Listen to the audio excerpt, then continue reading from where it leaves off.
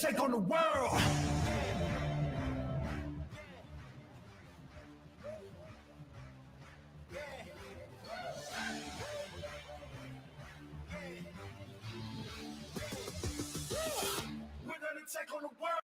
All right, guys, we're at it again.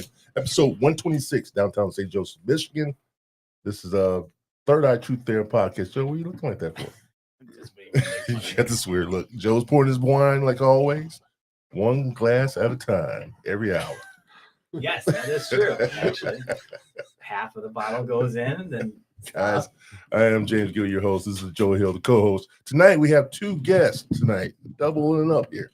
Oh. We have brothers. I'm sorry, Adam. I know the names, but I'm trying to get the place where you own is Pipestone Creek Golf Pipestone, Course. exactly. All right, Dustin and Adam Lester. Nice to meet you guys. Welcome to the show. Put some shots out. That was the wrong button. And then I'll put that weird voice on. Sorry, guys. Here we go. This is all. Do you think after 100 shows? Yeah, I would have it down, but I have to switch buttons. Maybe I should switch them. Gotta label those. Let's just switch them up. They are labeled. They are labeled. Don't mind me, guys. Now you're just trying to help him out. Let's get a little. Well, I have to switch buttons, but that's okay. Yeah, no, it's okay. I want to see you do it one time. I have one button. All right. I only got one. My easy button. Guys, welcome to the show. How are you doing today? Doing fantastic. Good. Obviously, thanks for the invite, guys. No Very problem. happy to be problem. here. Didn't want to have Joe drink alone this time, so we No, brought a couple cheers to beverages that, as guys. well. Cheers to that. Yep. So cheers to everyone here. Yep. Joe's Happy been to be drinking here. solo for the last month and a half. Yeah, it's really hard work drinking by myself. Yeah.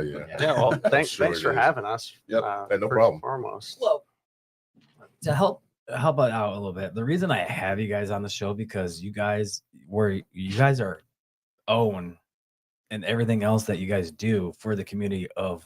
Is that in Eau Claire or is it still this? It is in Eau Claire. Yep. Okay, so that is what the second or the first oldest golf course in the area. I think it might be second behind, maybe because Indian Lake. If you count Indian Lake's Indian gonna Lake, be I think they've been older. around a little bit And then longer. Point of Wood's like right around the same. I mean, I think Point of Woods might have been 1 year after us, but we've been around since 1957. Yeah. So Wow. it's Yeah, I yep. was gonna say because I've been golfing there since I was probably 85. 85? Yeah, 85. You been golfing that long? I've been golfing since I was 5. I did not know that, Joe. I learned something new about you every day. Barian probably would have had it beat, but Yeah. not helping anymore. Yeah, I know. I used to golf there too. Too soon. Yeah. Too soon. Yeah. It's been a couple of years now. Yeah, too soon. We always kind of. It's sad for Berrien Hills, the people that golf there, because Yeah. I think they closed just prior to COVID. Like it was like the summer before or whatever, and if they just would have made it to COVID, that golf boomed. Following Yeah, that, they would yeah. probably still be Yeah. a golf course. Outside of if that was the intention for the owner to not have it be a golf course, that is what it is. But if they were still open, they'd probably still be popping there. So. Yep. So Yeah, so Pipestone Creek Golf Course as well as Pipestone Indoor Country Club in Benton Harbor. So we also serve the Benton Harbor area Okay. with indoor Yeah. simulator, 3 simulators in the business down there. Okay. So Oh, that's right. You guys Yep. do own that, don't you? all season golf The- operation here. The one in Southwest downtown in Michigan. the art. Mhm. Yep. Yeah. Mhm. Yep. I've been there before. Once You've been again. there? I remember, Yeah, we've seen yeah. you in there before. Yeah. Yep. It's a good Did you time. golf better than you do in real No, life? dude, I'm still horrible at golf.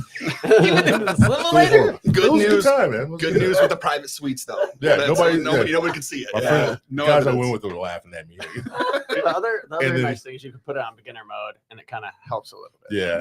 And then they showed like a video of what you did as a swing. I'm like, oh no, look at that. It's That tough form is looking at horrible. that's for all golfers. It's always tough seeing yourself swing. Oh, yeah. Yes, it is actually. It is. It is. So with the golf course, your parents owned it? Yeah, so history on the golf course. So my grandpa and his dad Okay. built the golf course in 1957. So his dad, actually, funny that we mentioned it, was the superintendent at Berrien Hills for a time. My grandpa was the superintendent at Plym Park for a time. So they grew up and were very involved in the golf industry from a very early time. And so built in 1957. I mean, they bought a piece of land. Obviously, you can imagine Eau Claire, very small community today, even smaller then. Built what they could, made it a 6-hole golf course. From there, Makes sense now. I don't know if they ever intended on it being as big as it was, but I mean, people started showing up, and so they said, "Hey, we got to make this a 9-hole," and then eventually turned it into an 18-hole golf course as well, with some of the additions on the backside of the golf course. So Very nice. I don't know the exact dates of how that all went down or how that all progressed, but yeah, Pipestone's been family owned, operated, managed since 1957. So Yeah, the vibe I get is that our great grandpa was working at Berrien Hills, and I think our grandfather was as well. They had a little house that was right next to the golf course. Oh, And it seems like, and again, I don't know the specifics. that's a nice house though. But yeah, yeah, it's just like a little cute little house next to that. It's still there. It is. But it seems like, hey, we know how to operate the equipment. We know how to run a golf course. We know how to take care of the grass. And this would be a cool little side gig, side hustle. Buy this farm, make 6 holes, and people can go out there and hit some balls. Maybe we'll make some extra cash. I don't think the original intention, was ever this will be a full-time thing, and that's going to be our only thing. I think it was just like, we're already doing golf. How hard is it to cut some grass? Yeah. Make some extra cash. And then people started showing up, and then more people started showing up, and all of a sudden you are making money. It's like, okay, we need 9 holes. We need a pro shop. We need, and I think it just grew from there. So It's still growing for you guys. Yep. I mean, look at what you just said. Now you own a simulator on top of it. I mean, sky's the limit for you guys. I mean, you can even do more with that and with the real golf, because now you, like you said, How all many year round. rooms are in Yep. that simulator? just Just 3 three, just currently. 3 Yep, just 3 in this 3 suites currently. Yeah. And actually we opened that before we knew we would necessarily be taking ownership of the golf course. We opened the simulator business in 2019, and it was originally just 2 suites, and it grew into 3. And then I think a year later, my mom was owning the golf course at the time. She was ready to hand it over. Yeah. So then we took over the golf course, and things got a lot more busy for us. But there's a lot of potential in the indoor golf space. We knew, obviously, we wouldn't have opened the business if we didn't think people would be there to hit balls. We know, living in Michigan, that there's at least 6 months that are pretty miserable to golf outside. Oh, yeah, definitely. And if you look at Michigan compared to other states, and I don't know if it's a per capita, I'm pretty sure it's a per capita number, there's a ton of golf courses, which means we have a ton of golfers in the area. So giving people a place to swing in the winter, and we were optimistic and make money. My grandpa, before he passed, was very skeptical on whether or not it'd be successful. I'm sure he'd be happy now to see that, we have grown to 3 suites, gotten a liquor license, and we're looking at, future opportunities as well. So things are going well with the indoor, and we're really happy with what that's become, and, how busy we stayed on there. I have a comment from Lori. Oh, it might be our Mom. She also said to keep your grandpa out of trouble. Yeah, don't say anything to get grandpa in trouble. Okay. Actually, how she put it was G-pop, but Yeah, fair I enough. figured what it meant. Fair enough. Was he really that big of a troublemaker? I hear stories. Yeah. I hear stories of younger years. I think in his, some of his older age, he just golfed a lot. And he was somebody that was still golfing into, late 70s, early 80s. And the funny thing about him is he obviously didn't hit a long ball anymore, but he'd hit it right down the middle of the fairway 3 times, and then he'd be on the green and he'd make a putt. So he'd still be parring, 90% of the holes out there. So I just hope one day that not only we could fill his shoes from a business standpoint, because he did a great thing in the community with the golf course, but also be able to golf that late in life. That'd be a dream come true. So with the golf course part, I'm kind of curious. It was 6 holes. Was it the front 6 or the back 6?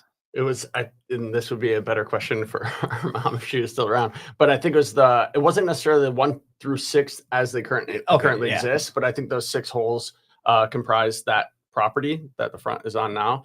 Because in order for them to expand to 18, maybe even to 9, but to 18 for sure, they had to acquire some additional property, and and that's why the back 9 is so small. It's just trying to fit it into that space. So, but it's still a challenging back 9. Yeah. It doesn't it's matter. fine. It doesn't matter if you're not a whole par 72. Mhm. It's the outcome of you're still a challenging golf course, because the par 3s in the back are challenging. Yeah. Right. They're not a cupcake type of thing. Yeah. Especially when the trees grow up and get higher up and get full, Mhm. you're gonna hit a brush, Yeah. no matter what. A lot of elevated tee shots, a lot of elevated greens. The creek runs through it. I mean, and even outside of the golf, just a gorgeous area. I mean, there's not a lot of residential properties that are butting up to the land. So just a very, very serene, very nice, nice golf course. Nice little slice of Southwest Michigan for us. Yeah, at some point, going back to that, the expansion of that property, if you remember 16, you're hitting over the creek there. Yeah. Originally, the tee box was still there. The green was at the bottom of the hill. It was not across the creek. So people could walk up to that tee box with a putter and just whack the putter off the hill, and you'd basically be on the green because it was a direct drop. So if you're playing 16 now and you're on that forward tee box at the bottom of the hill, you look to your left, you can tell it's bent grass there. That's where the green used to be. Okay. Yeah. I think I remember that. Yeah. I mean, that was my grandfather and my grandma's favorite course is to play out there. It's playable, and people, and that's something we're learning. It's we played Harbor plenty of times. Our good friends are at Harbor, and we love that course. It's a beautiful course. It's a tournament course, and you go out there and you play 18. And for me, at least, I lose a dozen golf balls at least. And I just feel like I got my butt kicked by the time it's over. Yeah. And, for us, it's the opposite. People can come out and they can just be like, hey, I golfed pretty well today. And I'm not saying it's easy to necessarily par the course, but you won't get as beat up as you would at some of these other courses, specifically for our newer golfers, younger golfers, older golfers. It's just very accessible. It's a good time. Is the school part of you guys' golf course? I mean, like, I know the golf teams and stuff like that. Do they come out and play your guys' course? So we've got Berrien Springs. Yeah, Both the boys and girls teams are located and play at Pipestone Creek. They both had matches. Obviously the boys in the spring, the girls here in the fall. Yeah. Come out and practice quite a bit. So they're aligned with us. We've got the Berrien Springs. They switched it. When I played golf, it was guys in the fall. Oh, you're right. I'm sorry. No, it is. It was guys in the changed. spring. Yeah, girls in the changed. fall. Oh, well, Because the girls just had their match, I think, a week and a half, 2 weeks ago. I've been out of school for 15 years, I think now. Maybe a long 20. time. Yeah. So things might have changed that. Don't add 20 onto it. I might add 20. I might add 20 years. You can do that. Yeah. Don't be ashamed. I am only 45. It's been almost 30 years for me. Has it? Yeah. Class union coming up? What? Is your class union coming up? No, the last one I went to was my 10-year. You haven't been to one back? I don't have any interest in it. You want to see what the high school crush looks like now? No. It might hurt my eyes. I might hurt their eyes. You never know. I'm gaining weight. Don't you say a word. You pause. When you pause, I mean, you got something to say. I did. All right. Sorry, guys. We got to get that in. Did you both go to high school in the area then? I went to Coloma. Coloma, St. Joe. Okay. Yeah, I went to St. Joe. I graduated in 99. Okay. So Yeah, I was in 91. So, I played golf all 4 years of high school. I played some in college, and I stopped playing after my daughter was announced that she was coming. Yeah, that'll take some time away from you, right? Well, Changes things. It is we went to a boot camp. They call it Daddy Boot Camp in the hospital, and they said you got to give up one thing. What's the one thing you're gonna have to give up? These guys went around the table. This guy says, video games. The next guy said, he was joking around, my mistress. And then the other guy says, my Corvette. And he said, we all looked at him, you're giving up your Corvette? He says, yeah, I got to sell it for my kid. And then they looked at me. I said, golf. Yeah. I had to go to golf. It's a funny thing because a lot of my friends now are getting really into golf. Mhm. I had a buddy I haven't seen in a while. He's like, dude, you should start playing golf. It's the most comfortable, most relaxing thing you can play. Says, man, my swing. Yeah, relaxing. Yeah, I can say both sides. Wait a minute. Well, this is coming from him. He enjoys it. That's what I'm saying. It's his peace. Yeah. You know what I mean? I mean, you get out there in the fresh air, open space, hanging out with your buddies or whatever the case may be, and that's a relaxing time. I'll give Can be very therapeutic. Yeah. I think that's the word I was looking for, therapeutic. Yep. Depends on your mind space going into it and all that good stuff. But I mean, it is an environment that is conducive to obviously relaxation, peace, fresh air, like all that good stuff. I mean, it's great. Yeah. If you go out there and you're like, I'm going to go and I'm going to play as good as the pros, that's my expectation, then it's not going to be peaceful. Yeah. You're just going to be frustrated. But yeah, and that's the feedback we get about the course too. It's like you go out there being far away from a lot of things. you just hear birds. Yeah. You know, you don't hear cars on the highway, you don't hear city noises, and for sure, people go out there, just hit the ball, enjoy themselves, relax, take a load off. Maybe have a couple drinks. Probably, Shots. probably a couple beers, probably a couple shots. Yeah. Oh yeah. Guys, what's the most challenging thing about running a golf course? Oh, Weather. I think Yeah, I you could guys- probably I could probably start. I mean, golf course in general, I'll definitely let Adam take on because he helps with a lot of the maintenance side, the outdoor operations. I think one of the challenging things for us taking over a legacy family owned and operated golf course was some change management. I think the golf course when we started, so first and foremost, got to give a lot of props to my mom. My mom took over and was managing the golf course through the transition from my grandparents to us, kind of taking over the management. And I don't think my grandparents, again, going back to the very beginning of the story, I don't think they intended on it being like a generational thing. I think they had it set up. It was their job. Like it was going to be their retirement. Like they were living in Vegas as snowbirds and they were gambling and having a good time and enjoying their later years. Right. My mom took over the business and there were some things that we needed to do to update the infrastructure and to change some of the way that we were doing the business and to make it more inviting and open to people. And she came up with the mantra, the golf course for the rest of us, right? Adding some inclusivity, like making people feel comfortable. Like we don't have a dress code. I mean, obviously don't wear things with the holes where they shouldn't be and like things that would be offensive to most. But other than that, if you want to golf barefoot, I mean, honestly, we've had golfers that have taken their shirt, like guy golfers that have taken their shirt off, right?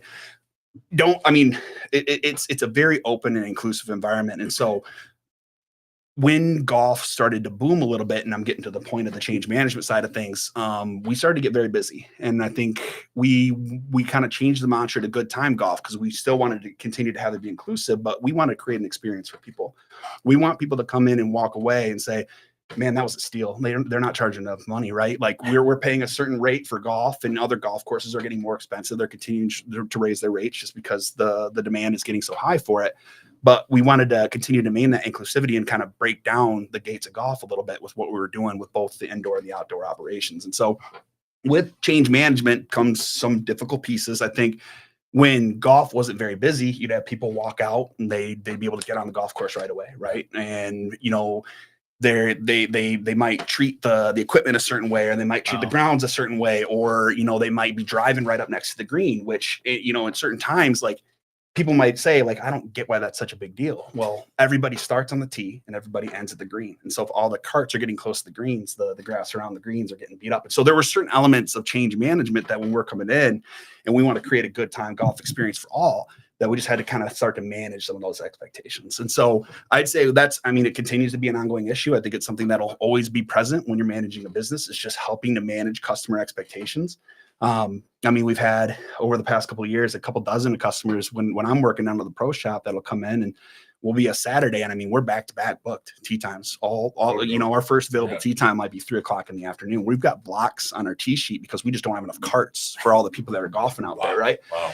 And so, you know, and you'll get a couple customers that'll come in and they'll say, you know, I want to go golf. And you're like, well, you know, did you have a tee time? And it's tee time. I've never had to make a tee time. I just want to go golf. And it's like, well, I mean, that's great. I want you to golf. I do. I want you to golf. But just so you know, we do have customers that did make tee times, and our first available tee time is 2 hours from now. And they get pissed off and they get flared up and they're upset. And I used to come back here and, you know, we used to be able to walk out and it's like, look, I understand. And in an environment, we don't force tee times. If somebody walks in and we've got an available tee time, we're going to find a way to get you out there. Right. But we also need to respect the people that did make tee times and did it the right way, because good time golf isn't just for you guy that walked in and just wanted to walk out on the course. It's for everybody that's already out there. Exactly. Right. Yeah.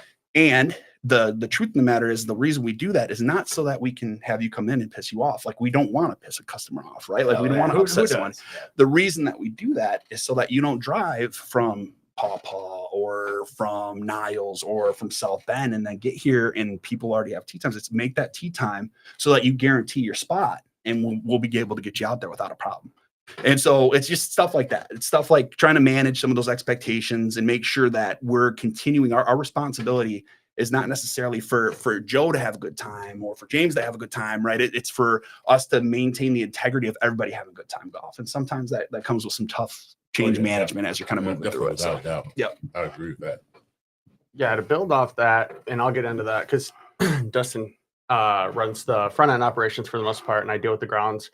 But to build off that, and we had this conversation not too long ago where think there was a similar situation where a customer came in and they were informed of whatever policy, and they're like, well, that's why I heard this place is going downhill, and I'm never going to come here again. And it's like, okay, we've won the past 2 years the Harold Palladium's best local golf course. So whether or not it's going downhill is a very subjective matter, and that's fine if it is for this particular individual. But the thing that we realize is that these people, the people that show up and get really mad because things aren't gonna, go their way. I can't just show up on a busy weekend and get out on the course and cut in front of people that already have tee times. They are going to be really vocal. They might go on Facebook, they might go on Google and leave a bad review and talk about how it's not as good as it was.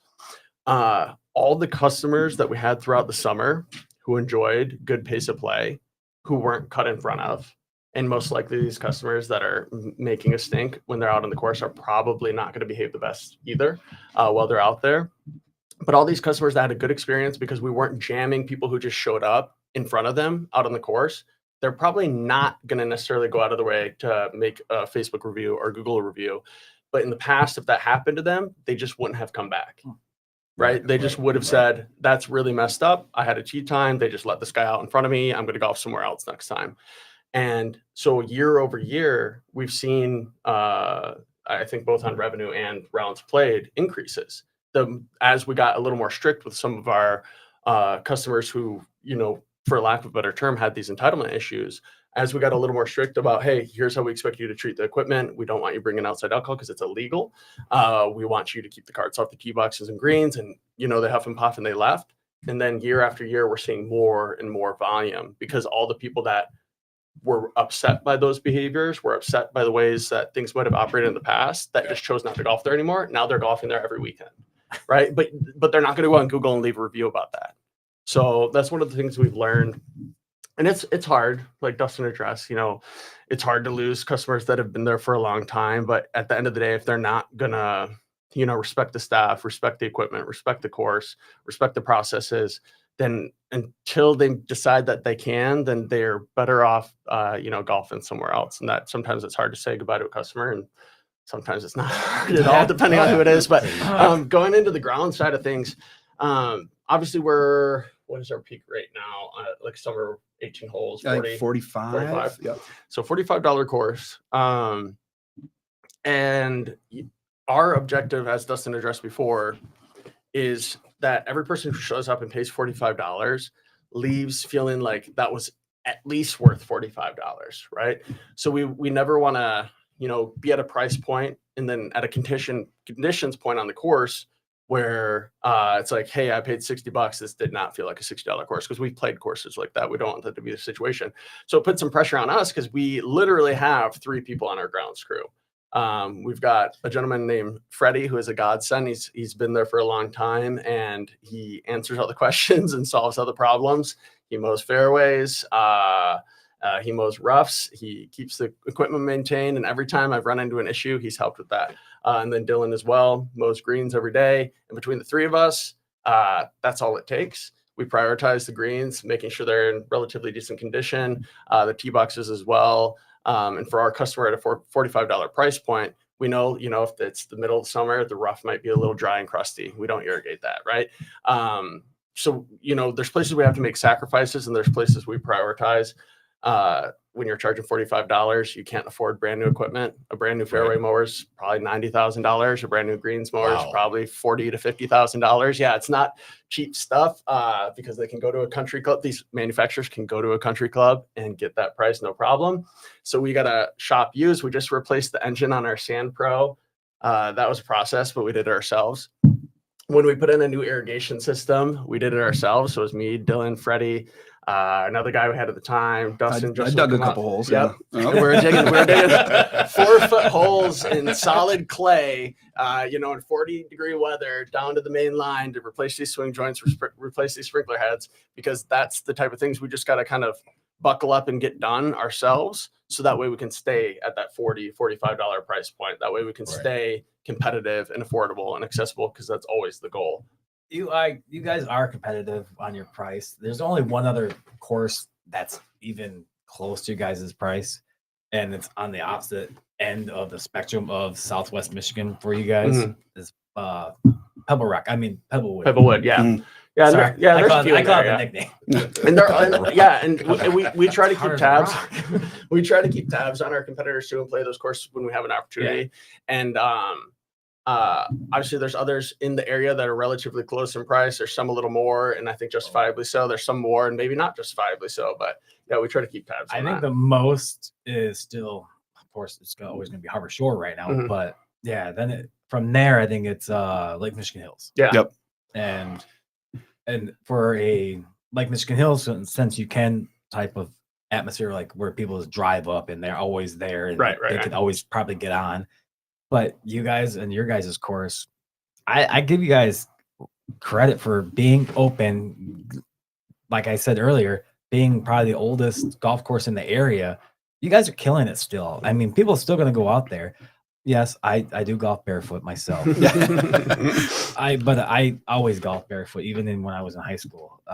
They had mandatory always asking me to put my shoes on. But for me, it's how I played. But Yep. that and a backwards hat and a headphones in my ears. But All of that is actually welcomed at Pipe Yeah. Zone. Yeah, Bluetooth speakers are fine as long as you're not disturbing yeah. other people. You know, if you're just I jamming seen out that. the music. Yeah, I seen that where they clip it on and it's just right. I mean, it's fine to me. I mean, I don't mind it. Even when I get set up with people that another twosome, yeah, go right ahead, play music. I don't care. Do what you want, as long as you don't interfere with my golf game. But Right. don't be mad if I take forever looking for a damn ball. But Yeah. And that's another thing that obviously we haven't changed yet, and I don't think we intend to, is we don't force people to pair up. And that comes into as we've gotten busier. A lot of golf courses, expensive golf courses, yeah, you got to pair up, and we try to, again, going back to the good time golf thing, it's like that always isn't always necessarily a great experience for people to be forced to pair up. We, as Dustin mentioned about having to put up blocks because we'll run out of golf carts, we could completely probably eliminate that issue if we force people to pair up, but so far that's not something we want to do, and it comes from a golfer standpoint as well. For me being a golfer and everything else, when you guys are saying about the blocks thing, I said if people just walk off the course, my eyes, what I would do if I had you guys' place was, you can come on, you can golf, but you got to walk. Yeah, you got to walk. I mean, sorry, the things for the golf carts are for the people that made a tee times. But if not, if you don't want to golf, then you got to wait for a little bit until we can get it to you. But yeah, and the main thing for us with the whole blocks and the tee times is just to create some organization around pace of play. Make sure that people schedule. It's like one of the analogies that Adam came back with a long time ago that I keep coming back with is, people get upset. It's like, well, you go to Houndstooth, right? And you go, okay, I want to eat dinner. And they're like, well, did you make a reservation? No, exactly. No. Yeah. And then you're like, oh, well, that seat's open. And you just go sit down. Yeah. That's not how it works. Right? Yeah, And it's like, the nice thing is like, now that we are getting a little bit busier, I mean, obviously, again, if we have the space and people want to walk on, we'll absolutely let them do that. Typically it comes with a little disclaimer of like, hey, in the future, just to protect like you making the drive out here, just give us a heads up. We've got online booking. It shows all the available tee times, all that good stuff, right? What if we had an outing? Like you just wasted 30 minutes driving, and if you called, we could have told you. What if we were aerating and so- top dressing the greens? What if like what if whatever? Right? But if you make that tee time, there's communication there. You know what to expect. You're helping to create and protect the respect in the on time and everything, the nature of the organization of the golf course. Because at the end of the day, again, we could tell people to walk if we didn't have the carts available. But then again, it comes down to a pace of play thing because 4 people on carts versus 4 people walking. Usually 4 people on carts, if similar skill levels, are going to move a little bit quicker than walkers are. Right? I always pass people. Yeah. I always say, hey, do you mind if I play through? Yeah. And I say, go ahead, tee off because you guys are walking. I'll hit my one ball past yours. Then I go screwed up there and hit it again. Yeah. And to be clear, real like quick. the people we're talking about are like the 1%, right? Yeah. Like 99% of our golfers, the customers that we have, I mean, and all of our customers, we truly value, respect that they're coming out to the golf course. We have all kinds of stories about people saying, this is the first golf course that I played. I can't wait to bring my kids out here, all this good stuff. It's ultimately to maintain that respect and make sure we're protecting that good time golf for most. We can't do it for all. We've learned that. We've tried it, and it's heartbreaking, right? Yeah. We don't want to lose customers. That's never a good feeling. But that's one of the reasons why it really sticks out to me is because sometimes, unfortunately, I have to fire a customer, and that's not. Sometimes you got to Not pull ideal. weeds so your grass can grow. Great good analogy. That's Love that fantastic analogy. analogy. Yeah. Why you Love that floored one. your mouth dropped to the floor? What's going on? Because we're talking about cutting grass, and you just That's popped that's you the way I popped out see of it, nowhere. man. That's You perfect. popped that out of That's perfect nowhere. analogy. Man, you have disgruntled customers because they can't have their way, Right. And that's what That's it the always best way comes to down do to. it. Yeah. Make it fair for He deals everyone. with that Right. too. So you Make Yeah. it apply you to work, everyone. if you work in service, you get it. Yeah. And the other thing with the tea times too, and again, running at a relatively shorter staff because of the price point and the budget that we're at, our morning people, if they come in and they're like, here's the 5 things I need to do to get things opened up. And then someone shows up without a tea time, or like an 8 some shows up. And it's like, well, if they had a tea time, the first thing the morning person would have done is get the carts ready and would have had everything ready to go for them to show up. But now they just showed up. The carts aren't out yet because they prioritized something else because the first tea time wasn't for an hour, So it helps them as well. And it's kind of a respect thing for the staff as well. But yeah, I like Dustin said, we're not unappreciative of the customer. We have the best customers, and we want more of the best customers, and we love the community that we have there. We love the community that has been built around Pipestone Creek. But yeah, to your point, if you got to pull some weeds, let the grass grow. So I have a lot of weird questions to ask. Love it. Expect nothing less, Joe. Let him rip. Let me pour another beer. I like having him Yeah, doing go the right same. ahead. Yep. Go right ahead. Let's get prepared. Get prepared. So for working with family, do you guys always get along? No. No, I mean, like, That's a good obviously, I love my question. brother, but I mean- we have very different personalities. But yeah, continue. I think Yeah. Adam and I were kind of lucky in the fact that the way that we work is very, what's the word I'm looking for? Very opposite of contradictory. It's very complementary, right? Because Okay. Adam is very much the artistic, likes to think of new ideas, comes up with fantastic ideas. I mean, Stone Games, which is something we just hosted, which we can definitely talk about later, was definitely his idea. We'll bring it up. Yeah. So he comes up with the ideas. So he's more artistic, and he's also, on the flip side, he's very involved, and he was the one that replaced the engine on Sand Pro, right? So very mechanical as well. I am not mechanical. I call a plumber, and the plumber shows up, and they're like, dude, the flusher was just stuck this way. In the future, just do this. I'm like, no. Like, I'm not the plumber. I called you for that, right? So he's got some of that detail orientation. He's got the creativity. I'm the operations guy. So Adam comes up with an idea, and I say, okay, how do we make this happen, right? And I think that we saw that with the start of Pipestone Indoor and how that came to be. A lot of his ideas. I mean, if you walk into the space, it's a beautifully designed space for the space that we have. A lot of that, I think my whole contribution was the wallpaper behind the front desk. That was it. Everything else was him. And so it's very complimentary now because we work in those different ways. Obviously, conflicts come up, but I mean, Adam and I have lived together multiple times throughout our life. Obviously, we grew up together. I mean, there's always been that brother, conflict every once in a while, but we find very productive ways to work through it. And as a result, it's actually been much more of a strength than a weakness for us from a operational standpoint. I know how you feel. I do. Yeah, Dustin's very, very much the type A. It's like the spreadsheets, the numbers, the action items. He had a much longer experience in the corporate world than I did. Mine was brief. So for sure, I feel like there's, and he does also give me the freedom to, come up with these ideas or try new things or experiment. And for sure, I've wasted money and blown, resources on things that didn't work out because of those opportunities. But I know how you feel. but yeah, like even looking again, if we wanted to talk about a more recent project, it's like here was my idea, here's my vision, and when I'm riding on the mower for 4 hours, 5 hours a day, and I'm thinking about all the cool things we can do with it, and that's fine. And then it gets closer and closer and closer, and all of a sudden Dustin's like, hey, action items, where are we at with this? We're 5 weeks out.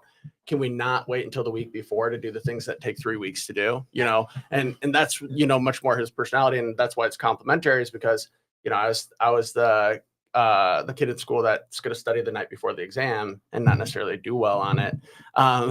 Whereas Dustin did much better, with that type of stuff at school. So same thing applies to business. And I think it just works really well together. But for sure, there's moments of frustration about prioritization or whatever. We just try to keep the communication open and not take things personally, which is, when you're talking about family, it can be hard. Yeah.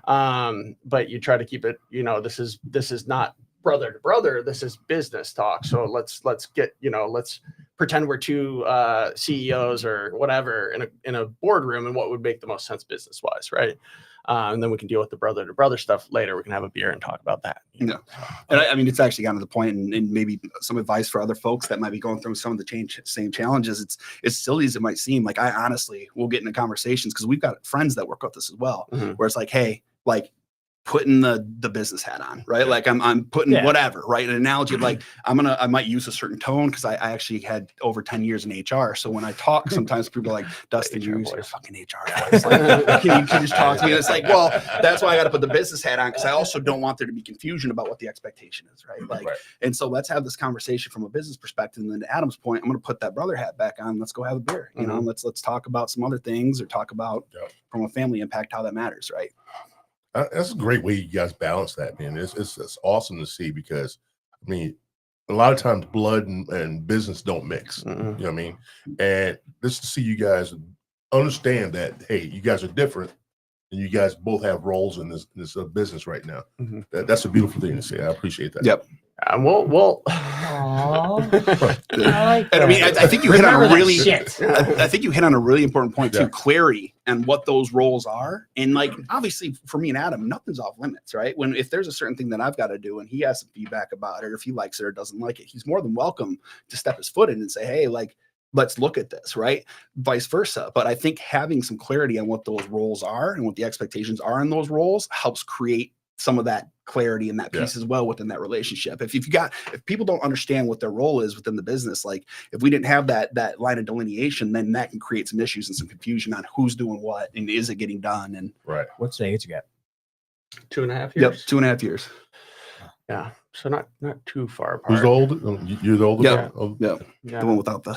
I didn't want to say it. I didn't want to say anything. Yeah, and without obviously without airing anyone's drama or whatever. I mean, we've seen coming into this, we've seen how messy business and family can be, and we've seen it through our own eyes, through this business, what kind of pressure that can put on family and things that have happened in the past.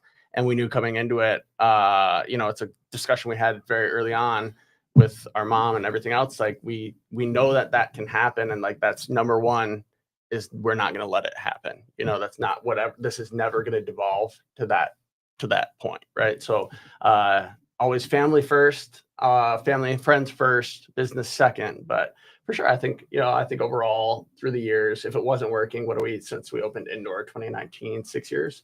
So I think by now we've got it sorted out for the most part. What was your guys' first jobs? I think we had the same first job. Burger King. Burger King. Yeah. Really? Seriously? Burger King. I think I ate more food than I served. But Actually, I wasn't expecting that. I was going to think the golf course. No. Okay, yeah, maybe. I mean, our first job where you got employed, signed the paperwork, got a paycheck. I'm sure we did some work at the golf course.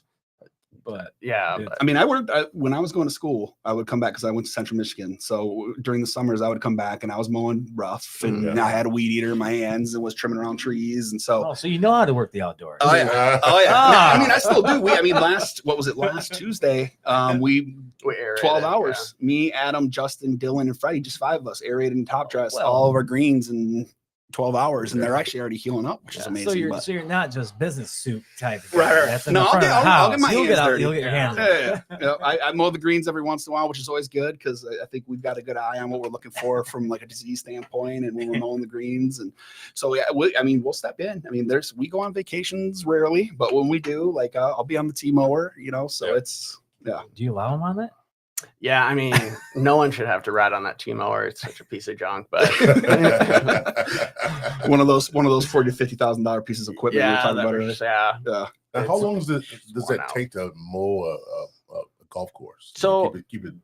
Let's see. So our greens are probably 2.5 hours if you're, and it's going to vary significantly by the golf course, right? Like our greens are tiny. We have a small course. I was going to say about 5 hours total. Yeah, 2.5 hours for greens. I did tees and colors. We do the tees and colors with the same mower, so it's probably about a 4-hour around, and then some of the fairways on the back of that same mower. And then Freddie on fairways, I feel like it takes him around 6 hours probably to do all the fairways. Yeah, somewhere around there, and it depends because no matter how early he starts, you will inevitably start running into golfers, which that slows the process down because he pulls over, turns it off, does the whole thing. So yeah, probably around 6.5. And I think rough mowings usually run a full day for him as well. So I don't know if you added all that up. What is that over the course That's of the? It's still a 8-hour day. Yeah, we do fairways This Monday, over Wednesday, 8 hours. Friday. We do tees and it's collars about Monday, 12. Wednesday, Friday. We do greens every day. We occasionally give them a break. They don't do all of those in one day. Right. Okay. Right. Yeah. But then you then you layer on, spraying the greens, spraying the fairways, Yeah. spraying the tees, because you got to have fertilizer, fungicide, all that good Usually stuff. for every other day you do you rotate, because I used to work the greens actually back in the day at the Oaks. Mhm. And my first job was carts at the golf course. Then I moved up to grounds. Mhm. But those were bigger holes, bigger everything else. So we had like 8 people on each side, but you guys are doing it all by your guys' self with 3 people. So every other day they're probably doing something different. Yeah. Right. Greens are every Spread it out morning. throughout Yeah, the week. greens. Greens are every morning, but yeah, the fairways, roughs rotate, tees rotate. And typical golf courses, I would imagine you'll see, to your point, you'll see much larger crews, and they're working more of like a half day, right? They're coming in they probably get a couple everything hours done in the before the morning, sun yeah. rises. We used to come in at 6 in the morning, Mhm. an hour before the golfers could come out. Yep. So at least get half of the major first couple holes done, Mhm. and then we worked our way out. Yep. So Which is something that in the future we could definitely explore. But another thing, and you'll see a common theme here, there's a lot of thought and a lot of design into us creating efficiencies in one of the biggest things that any business will ever pay is payroll, right? And so when you've got a crew like ours that's strong but mighty, we're able to take those savings of not having a 12-person, 8-person crew and pass that on to our customers, which is why we're able to stay with a competitive price. So for us, the one of the first decisions in any new thing that we start, whether it's a new policy, program, et cetera, is how is this going to impact the customer, right? From a cost perspective, are we taking on a burden that we have to consider, like, is this something we're going to have to raise green fees? And in the 4 summers that we've been doing this, so far we haven't done anything where the answer is yes, right? So I think that's awesome. Yeah. So my one weird question would be, what's the weirdest thing you guys ever fucking saw At the golf course? at the golf course? This is good. I want to be careful not to expose people too. There have been some weird things. I don't know if Dustin has one offhand. I might need to reflect on it for a moment. So I mean, the reality of Crazy working at crazy or weird? the first thing that comes to mind, the reality of owning a golf course is that you will get wildlife out there. And so, I mean, we'll get your occasional snake, obviously raccoons, different things like that. Well, one morning, I got a text or a call from somebody that was on staff, and they said, "Hey, I really think you need to get down here. We need to do something about this." Well, apparently there was a raccoon, or no, a small deer that was on one of our fairways that it looked like maybe a coyote had gotten to. Oh yeah. Oh man. And in bless her heart, the employee's like, "I just let a dad and a small child out on the golf course. Like, we need to do something about this, like, because it was like pretty torn up." And so, obviously, one of the harsh realities of working on a golf course, we're like, we don't want that kid to see that, right? Like, we got to do something about this. So hustled up. I think one of our cart guys actually went out and got everything bagged up and put it just in time, so that it was like, oh, nothing to see here, like. So it's, I mean, that's the first thing that comes to mind from a crazy story. Yeah, I was startled. People taking carts in the wrong places. There's a dime a dozen for those stories as well, like crashes and rollovers. And social media is not doing us a whole lot of justice with trying to discourage that. But we had the police out there. What's that, last season where the dude slugged the other dude in the face? Yep. They were like friends. They were playing golf together. But that obviously devolved for whatever reason. So right on 10 tee box, I saw a guy get absolutely rocked. Get clocked. Dropped him, and that was the first time I had to call the cops. Mm-hmm. We've had obviously paramedics out there. Wow. Yeah. We've had a couple rolled carts. You owe me $10. No, I won that hole. Yeah, I don't. So, anyways, golf is very therapeutic. Yeah, right. Yep. Full circle. Stress reliever. No, you didn't bet me $100 on that hole. Kiss my ass. I was Take out your startled. pent up aggressions on your golf player. A few years ago. Oh well, this popped up like 2 seasons ago. Most of our customers know about it, but the mannequin behind Fort Tee box. Yep. So we've got the creepy beyond Fort Tee box. That it is scared so the crap out of me the first time. So it was one of the neighbors. Really? There's a lady that lives on the property, and she just put a mannequin and dressed it nice. Yeah. And the first time I was down there when it came up, and you're just getting ready to tee off, and you look over, and there's just someone in the woods staring at you. There really is a man. Yeah, it's scary. That's nice. I took a picture, but Yeah. it's across the creek, so I just took it like, Yeah, it's not our property, so we can't do anything. yeah. Yeah. Some people love it. Most people Find it disturbing. Find it interesting. Yeah. Her Find it a little outfit changes awkward. once in Yeah. a while. Yeah. She'll The actually outfit hold does change. signs. Yeah. She'll hold Yeah, signs really.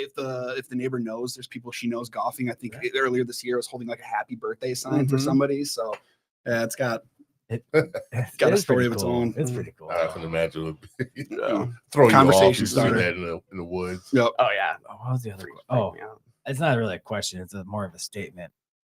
I actually, one year I golfed on your guys' course. It was my first year. My cousin beat me ever. Mm. Finally beat me, and I was so pissed. I'm driving down Wyoming, and I'm going up and down the hill. All of a sudden, a cop pulls me over. He says, "You know you're speeding?" I said, "Yes, I did because I'm pissed." He says, "Why?" I said, "Because my cousin just beat me at the fucking golf course." He says, Jack "Aw." beat you? Yeah, he finally beat me. That was actually after that he beat me almost every other time we played. But, better. Yeah, he got better. He got a lot better.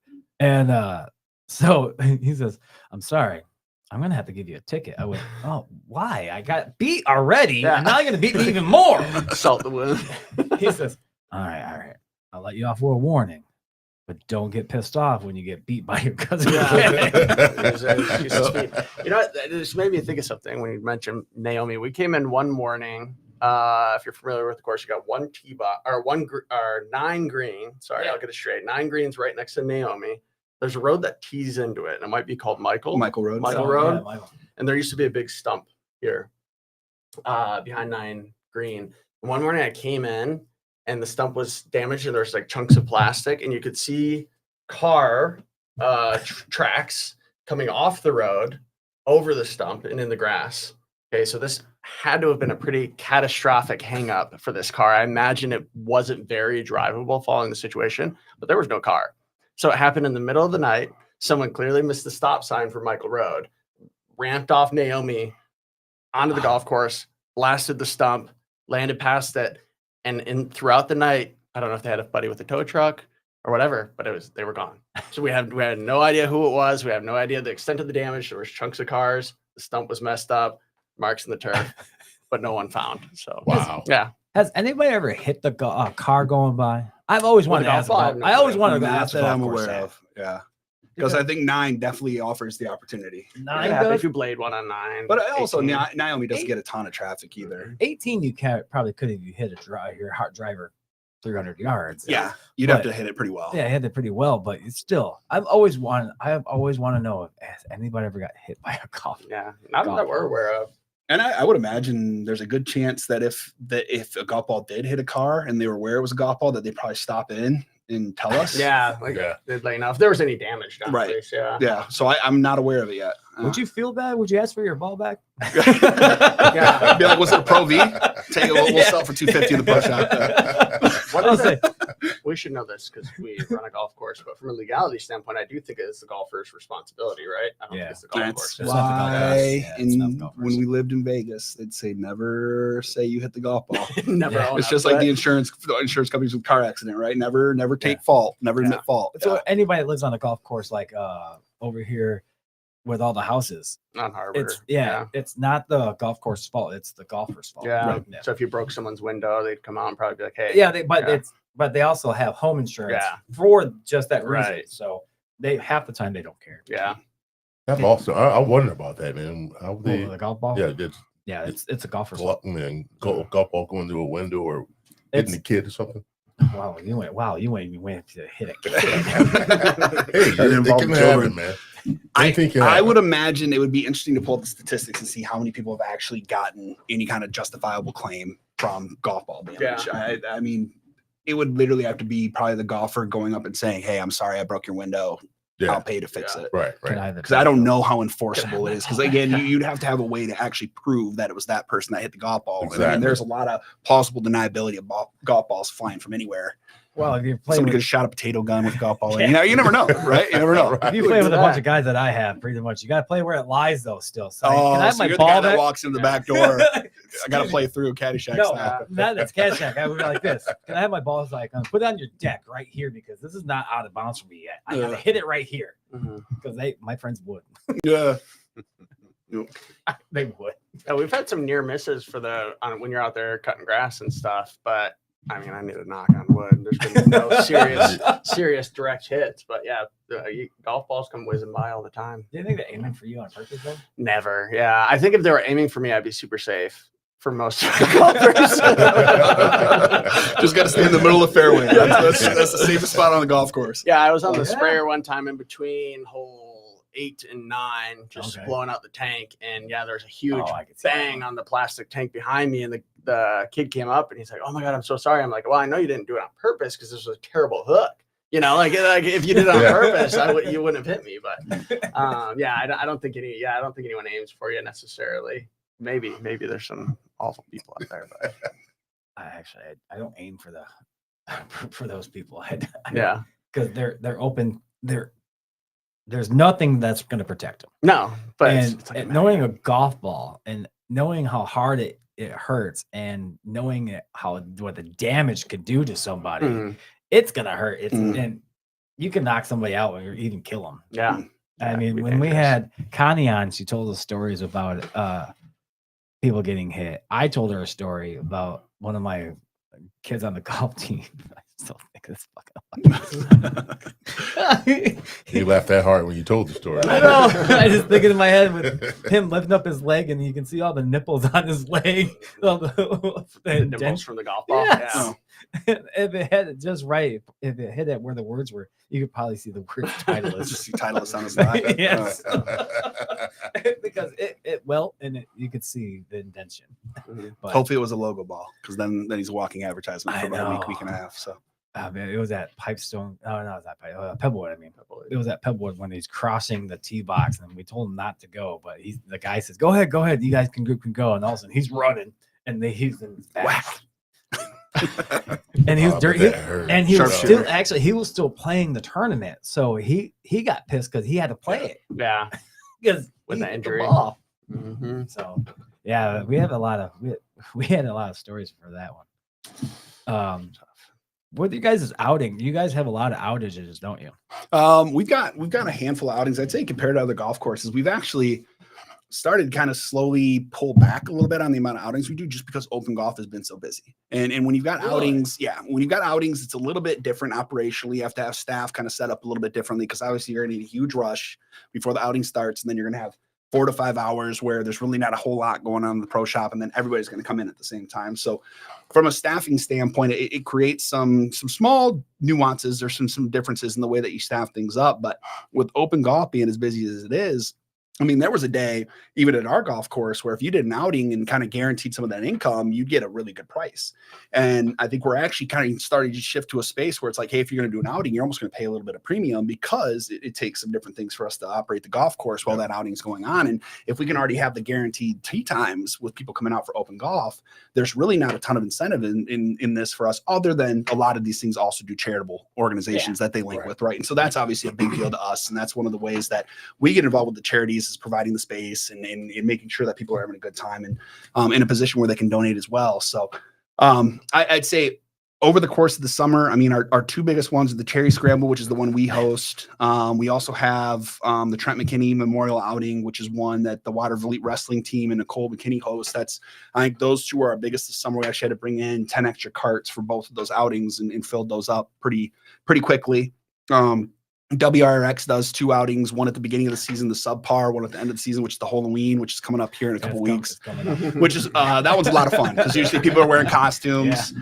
Usually it's a little chilly, but you've got full costumes. Like we were Teletubbies last year because we participated in it, and so I think it's Brock and Kiki, isn't it? Yep, Brock and Kiki. Yep, and so those ones are fun ones that we've been doing for a long time, and then I'd say maybe 4 or 5 other outings that are kind of regular that'll come throughout the summer. I think we had maybe 2 or 3 that were relatively new this year. So I mean, in total, I'd say we've got probably less than 10. But we don't actively go after that. We're actually very comfortable with that because again, it's some of that change management. You open golfers calling and they're like, I can't book a tee time until 2:00 p.m. What the hell's going on? It's like, well, we've got an outing. Oh, okay, right. I remember you guys' outings. The outage is always there. It was always a great steak. Mhm. I do remember the food. Yeah. It was always a good steak. Yeah, unfortunately, we don't do the food as much anymore, Yeah. just because that was one of our strategic decisions. We're like, if we're going to do this, let's wait easier until we to- can do it really, really well. We'll get some caterers that we trust in instead. Easier. It was a great steak. Yeah. Great steak and potato. Is that one of the reasons you went? Well, was it Any great reason? because it was great, or was it great because you're a few beers deep? There's No, difference. actually, when I That's right. That might no, be back the when I case. when I was really golfing, I didn't drink. Oh, okay. I never Really? drank. So it was just legitimately good steak. Yeah, it was a good steak. Because that's why the Pruitt twins always asked me to be their ringer, because they drank. I golfed. And then it's, I It's a good drank. system. Then I drank. But the bad thing is, the very first time they asked me to golf, they said, "Yo, are you still on the golf team? You still play?" I said, "Yeah." He said, "You want to go out do an outing?" I went, "Sure, I'll do an outing." Went to Spruce Ridge.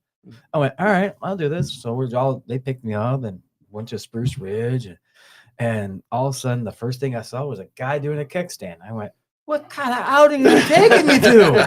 What the hell is this?" This guy's doing a kickstand off the golf cart. I went, "I know why you guys picked me. You guys are gonna be drinking." Yeah. You're also their ride home. Yeah. No, they still drove. No. You want someone that they can rely on to get the points. Yeah, All right, I got you. I still was, but yeah, that's when I was really, really into it. What's your guys' handicap? Oh, I'm a bogey golfer, I think. yeah. So I think Oh, I've got you're mine right, right around a 10.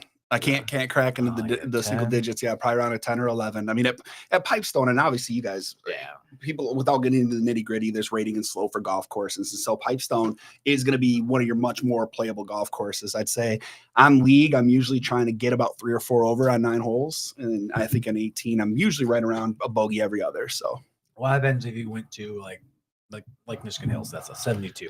yeah, Lake Michigan's it's a little bit tougher. I'd say at Lake Michigan, I'm lucky if I probably hit in the mid 80s. I'd say most of the time I'm probably closer to bogey golf when I play Lake Michigan. I mean, obviously Pipestone, it's like people always say a country club handicap because people play the course so much that they know it. Yeah. I think we both benefit from that a lot at Pipestone. So yeah, I'd say I'm probably just under bogey golf when I'm playing other golf courses. And it's for us, it's never, at least for me personally, it's always been social. I played football in high school, which, as you know now, it competes with the golf season. Went to a larger high school. I graduated from Rockford High School, just north of Grand Rapids. So I played football. So never really played competitively, even through college. Would obviously pick up the sticks and play here whenever I could or whenever I was visiting. And I think the 2 summers I worked here might have actually been some of the best golf I ever played because I was playing 36 holes like every single day. But yeah, no, I think much more of a social golfer. I do also like to partake in a couple beverages when I'm golfing. It's more for me. Yeah. It's about the memories, the Smart not to. friendship, the camaraderie, like Done a lot of slightly shopping. competitive, maybe a little bit of like gambling to get a little skin in it. But that's why that's pretty much it. Yep. Yep. Yeah, I did a couple shots with them before. I'll humble brag because out of our group of family and friends, I'd say that I probably golfed the least out of our close group. And I do have the lowest score at Harbor out of all of He us, does. so, Yep. Really? He's got the group PR at Harbor. Yeah, I had one of those days where you're just golfing and like, you know how you always have just like a bad hole or blow up hole, or it's just like it just didn't happen. It made it through the whole round. I can't remember what I shot. It was low 80s. I want to say it was You like shot a low mid 80? 80s at Harbor. 80s, yeah. And I think our goal at that point was like we were trying our Break hardest to 100. break 90. break 90. Well, Yeah, break 100 shit. and then Yeah. try to Yeah. break 90. I could barely. So far, every single time I golf there, I'm usually in the 90s. Yeah. I have not golfed. Harbor, beautiful. Love the course. We actually had a membership out there. I think 2 or 3 summers in a row, and we played a lot out there. Fantastic course, fantastic staff. Love Jackson, love Josh, but it'll beat you up. It'll beat you. And I mean, obviously, it depends on what tees you grueling. play from as well. But Beautiful. you get punished if you hit the ball in a bad spot. You're struggling. Talk about Harvard. Just make me do this. When I went to go hit the tee box, not tee box, the driving range, I look what they were using. Tyler's Pro B's. I'm around the range. I said, screw this. I put them all in my bag. I said, I'm going to the golf course now. I went, these are top golf balls. I went, screw that. Harbor hack if you're going to lose a dozen. take them from the range. Oh, well, no, the good thing about Harbor Shores is if you go look for your ball, you're going to come out of the junk with 3 Pro Vs, Yes. and you lost one and you get half a dozen $5 balls. And you're in good shape. These golf balls that we're talking about are at least a dozen are about $80. Probably once. Yeah. About Put 60, them in your 60. bag. Maybe tax and everything. Yes. Put them in your bag. Yeah. I agree, Joe. Yeah. But they all say practice on them, but it's still a golf ball. It's still a #1 golf ball. Yeah. But they all say practice on it. I'm like, I don't fucking care. It's easier to find now.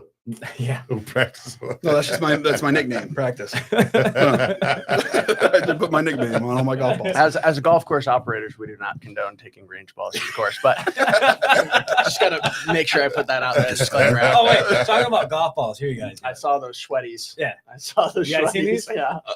I was So, looking at. I looked at the There you little go. logo. Look at them.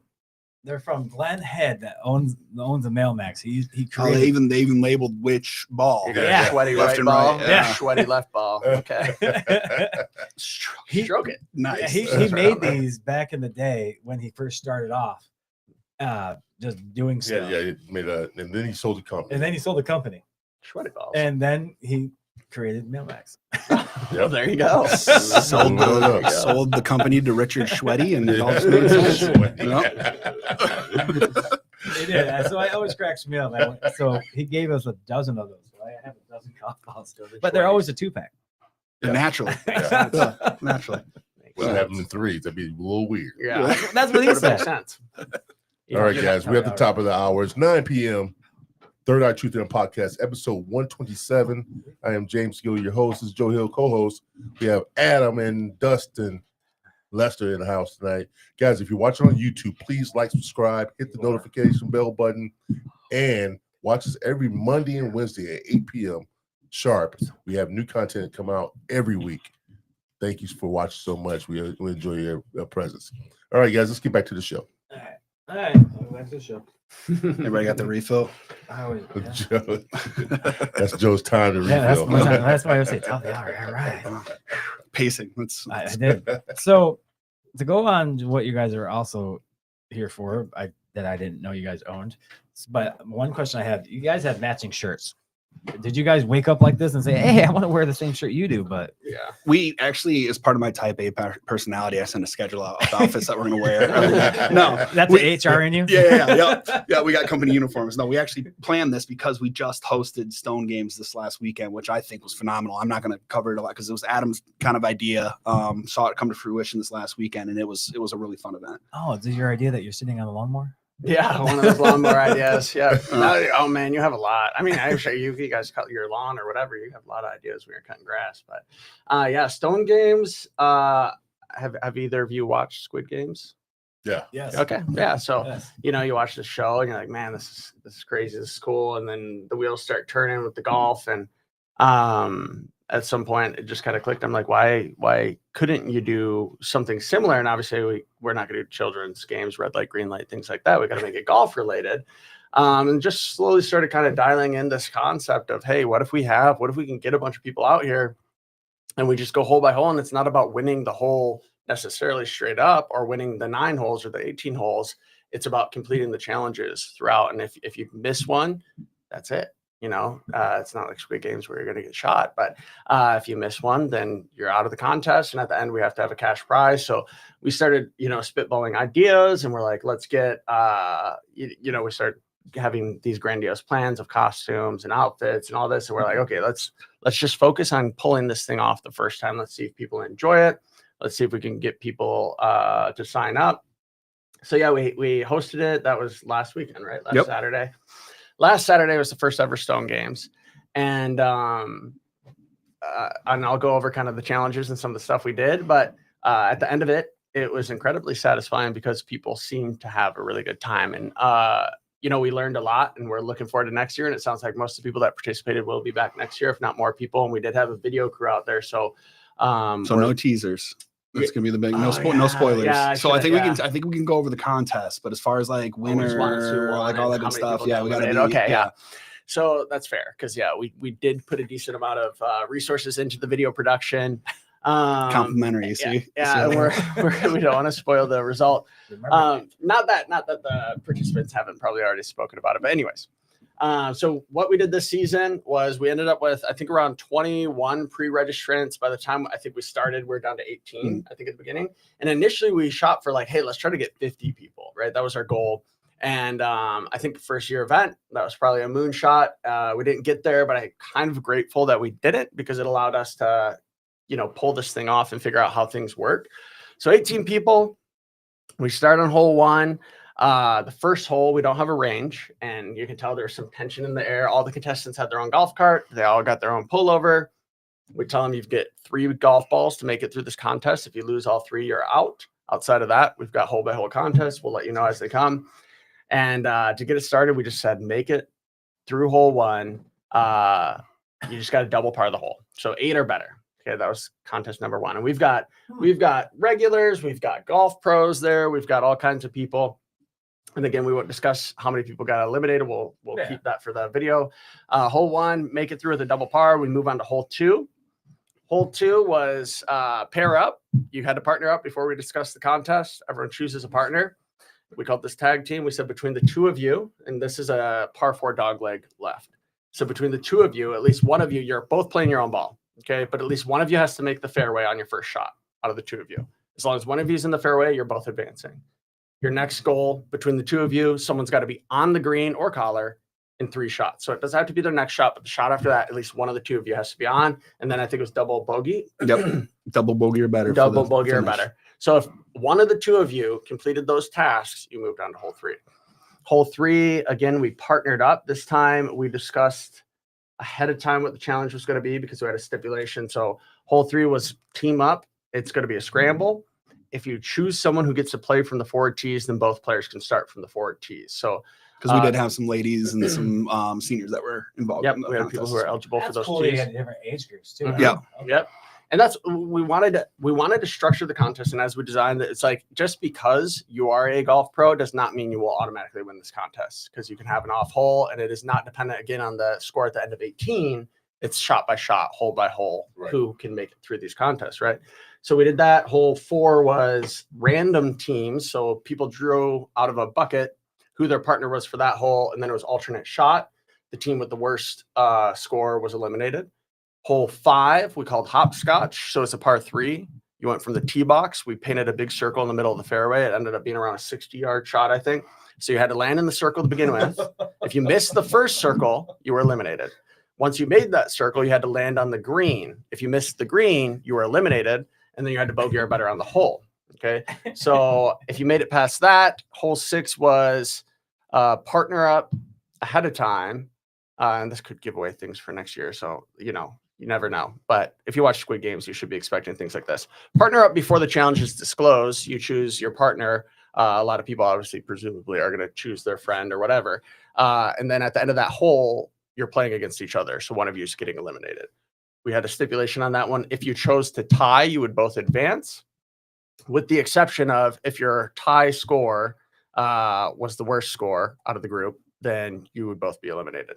Hole 7 was the closest to. Hole 8 was the closest to the center line of the fairway. We had some stipulations there, and everything was supposed to end on hole 9 with a kind of sudden death between the remaining 2 contestants. But I guess people have to wait and see how it played out. Yep. So, and it was a lot of fun. And afterwards, we had a lot of the people who got eliminated continued to spectate because we were moving as a group of about 20 people. We had the beverage cart there. So people are drinking beers, watching. So a lot of these contests came down to, it's like, hey, in theory, this is a very easy task. But when you've got 18 people quietly watching you and if you miss the shot, you get eliminated, that's a very different mental game, right? So we did. I think that's what we were surprised about is how many people maybe couldn't withstand those mental games. But it was a really good time. And afterwards, everyone kind of was like, "I can't wait till next year. I'm going to bring my friends." This was awesome. It was a really fun event. Blow up, right? Yeah, hopefully. We've got high expectations with how it went. I think it's got a lot of potential. We're excited about it. I'm more intrigued about it. I'll do it next year. I'll do it. Hey, Joe's in. Sign him up. There you go. Sign him up. I'm in. But here's my question.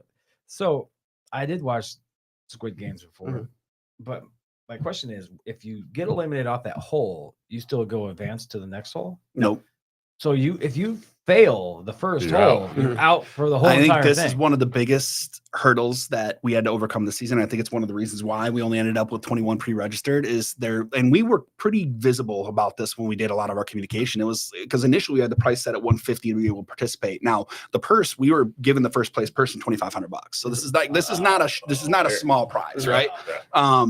But we ended up backing it down to 100 because some of the concerns were, wait, I'm going to pay $150 and hit one golf shot and be done. And I'm like, that can happen. Yeah, that's what I was thinking. Yeah. of That myself. can happen. Now, the way we set it up, people should have been able to play more than one hole, right? Yeah. And I think our biggest challenge is I think we're going to want to continue to maintain that whole theory of like, we want to make it as accessible to every skill level of golfer. Now, I think obviously people that are very good at golf are going to have a little bit of an They have a edge better in chance. most Yeah, but contests they're not because they're just guaranteed. right. Right. But yeah, that is a risk. That is, you could drop $100. Well, the good news is was you drop just 100 thinking that. this alone was $80. So they got this for free. So it's like essentially paying $20, getting a pretty sweet pullover. That's what I always say. Whenever I even pay for a outage at a say like a Harbor Shores or Harbor Shores or a public pirate course. That's what Yeah. I'm for. You're paying for the meal. You're paying for the Right. swag you get because you get a lot of swag in the stuff. Yeah. Yep. The meal's not cheap. You're getting a steak dinner that was probably about 20, at least I'll say about $15, $30 with all the way getting the whole 5-course meal that you Yep. usually get. You're getting something out of it. Mhm. Stuff like this, shirt, I would be happy just with a shirt or Right. just being involved with it. It'd It's be just the awesome. beginning. It's just the first I year. know. too. Yeah, I same know. That's here. what I'm saying. Can you So imagine you I guys? wouldn't care. Well, if the paying videos turn out $100. really well, Hopefully. I Well, think it's gonna. we had our camera crew after the event was over. It's a funny story, not for them. But they were doing some drone flyovers, which was Like gonna for be some a- B-roll type which stuff. was going to be cool because you could cut in the explanation of the challenge for the hole when you're watching the video. You could have a flyover explaining No, how the this- hole you guys goes. got Yeah. Who is down, who is man. Yeah. It's pretty good. can I ask who the camera people were? I don't know if they have necessarily a company name. It was kind of friends of It's a guy we friend. worked with for Yeah. Cherry Scramble Yeah. too. Onto the Cherry Yeah, crew. Yeah, I, seems like I- kind of like a private. I have a buddy who does. My buddy Colin works for a really cool company and does video editing professionally. He went to Columbia in Chicago, so there are Nice. people he knows in that sphere. But as he was flying back away from 8 green, he got the low battery warning, and Oh, no. it was too late, and he crashed it in a tree, Oh, and the battery fell from the Couldn't find the drone, battery. and that was found on the ground. So because the battery's not in the drone, there's nowhere to like ping it and like know There it where is. you're at. So we're looking at the tree. There's 5 of us looking up there. We're looking probably for an hour. The guy was out there for like 3 hours. We had a friend who does our tree work come, and he had a truck with a bucket on it. He went up there. He looked around in the trees. Like, I can't see anything. So I guess we're just gonna have to wait till the leaves fall Yeah. so we can see it. But Wait a minute, So you if still anybody haven't wants found a it? we free have not drone, found it. come out to number 8, climb the trees on the left side. No, I'm kidding. Don't do that. Well, we could talk about a Founder's bounty. fee. But yeah, if you find it on the ground, we can talk about a bounty. But yeah, don't climb the trees. It's Wow. incredibly If You anybody guys has really a haven't drone found it. finding No. device, Yeah. No, we still haven't found it. And Yeah. there's no way to ping it. there's some thick trees up there. we too. have the Yeah, there GPS is. coordinates of its last known thing before the battery got Oh, really? ejected. So Wow. I'm assuming it hit the tree, whatever the shock was, the battery fell out, and now it's just snagged up there somewhere. We cannot. I thought see you were where going to it's say a at. golf ball hit it. No, That's what I was thinking. no, we cannot find You it. guys will So find that. unfortunately for the video production, we will not have that drone footage Oh, unless we find man. it prior to that. Yeah, and I don't know if it'll be recoverable or not. We'll Yeah, because now it's But, rained, so yeah. it'll be interesting to see. but no. From A lot of those are waterproof though, I hope so. Yeah. especially the higher tech ones because they do fly over places and they do go in water. So a lot of those are a lot of the newer ones and stuff like that are waterproof. Yeah. So But from a value proposition, from that is the, kind of cool. yeah, from the Stone Games, Good for you guys. going from 150 down to 100, we fully plan between the cost of the video crew, between the cost of the prize, shutting down on a really nice weather Saturday. We had the whole front shut down. We're like, hey, this is going to be an expensive event for us, with the hopes that we can build it into something really good in the future, right? And I think we will. And in terms of people, that's one of the feedback we got. It's like it really sucks to get like kind of like Squid Games, they died, but to be eliminated right away, it really stinks to get eliminated right away. So we're talking about in the next session, maybe having some kind of comeback mechanic. we really want to avoid being pay to win. So we want to be like, pay $300, you're back in. And then someone just does that every hole. And you're like, well, that's not fair to the people who didn't get eliminated. But maybe there's some kind of charitable contribution that you could buy in advance for like 1 extra life that would go to charity. And that way you keep it. But again, we don't want them to have 20 extra lives just because they were rich. And that's why they win the contest, right? So we're going to talk through that. The contest will not be the same next year. We got to make sure we switch that up. And we're really looking forward to it being one of our marquee events in addition to the Cherry Scramble, which we do every summer as well. So Wow, that is actually That Yeah. sounds like fun, man. yeah. If the video crew You does a eliminated. good job, it's gonna be fun Yeah. to watch. Yeah. Yeah, Well- I mean the way some of the drama, some of the way that things played out, like, and I obviously I'm not gonna get into it today, but like people that could have been eliminated, that maybe weren't eliminated, that ended up getting pretty fun. Like it's just like there's So- some drama that's so in it for you sure. guys haven't tell anybody who won. Well, the people who were there now. Yeah, that's what I'm saying. Small town, I'm Yeah. sure. I'm Yeah, sure people will know. But yeah, for the video viewers, we don't want to ruin. And that's something where if it got big, you could always have like a non-disclosure that you can't talk about until the video's out. But it's not that serious yet. But you said that this pod gets recorded, right? Yeah. Okay, so yeah, trademark patent pending. If anyone sees this, then they know. You know, if Netflix comes and steals this idea, we have this video to reference in There court. you go. There you go. Yeah, actually you do. Yeah. Yeah, you can use it anytime. Yep. No, but it was a fantastic event. And I mean, just small shout out to everybody that participated. Obviously, it took a little bit of courage to do that the first time Yeah. that it's ever been done without seeing it and putting the money in and knowing that you can hit one shot or a You couple were- shots you and be were way done. better. And It was a good time. everybody, I mean, in like Adam said, can't say it enough. Like at the end, I think we might have had one person that left and they were eliminated. Everybody else stayed and watched. So we had like I an would- 18-person I would moving watch. gallery, like watching the entire thing. And at the last hole, there was a little bit of fireworks. So Yeah. it was fun. because you want to see what the next challenge. Yeah. If you made it, Would I be able to do that? what could I have done this? Yeah. And of course you Could I have could done this? until Yeah. you were Yeah. had to do it. So, Yeah. what time did you start this? I think Stone 9. games? 9 Yeah, a.m. people showed up at 8. We did because the cameras were there. People had to do like little intros for the cameras. By the time we teed off, after explaining the rules, it was around 9. We did like donuts and stuff. It took before. probably about 4.5, like the same amount of time it would take to play Yeah. 18 holes. Now, Right. logistically, it's tough because we didn't start people at the same time on different holes. Everybody moved together. Yeah, we had a, And so That's when the best way of the- doing it. For, Yeah. for something like that right now, what you're doing for a challenge type of atmosphere. Mm. Yeah, everybody's got to start. in the Right. same hole. Yeah. And so it was slow at first. I It was mean, slow. the first couple of sent out holes 4 probably at a took time. us, Yeah. close to an hour and a half just to do the What first couple. But What was the once it's first hole? thinned it down, was just double par or better. 8 or yeah, and better. we didn't want more than 4 people out on the golf course because then we're going back to that conversation about getting hit by golf balls, right? So we Yeah. still wanted to make sure people were going out in phases. Yeah, the so. whole point of the first hole was like, hey, just warm up. Yeah, just I could do warm that. up. I could do that. Yeah, yeah, just warm up, get loose, I get your usually practice swings in. I usually get 4. Or You guys 5. can make this into a local event. I'm telling you. man. That's Sounds what like we're fun. hoping. Yeah. That's what Sounds we're I like could do a hoping. 4 or 5 on that. And I think adding a charitable event would be a big piece in Yeah. starting to like whatever we get from a proceeds standpoint, find a charity that we can donate that to.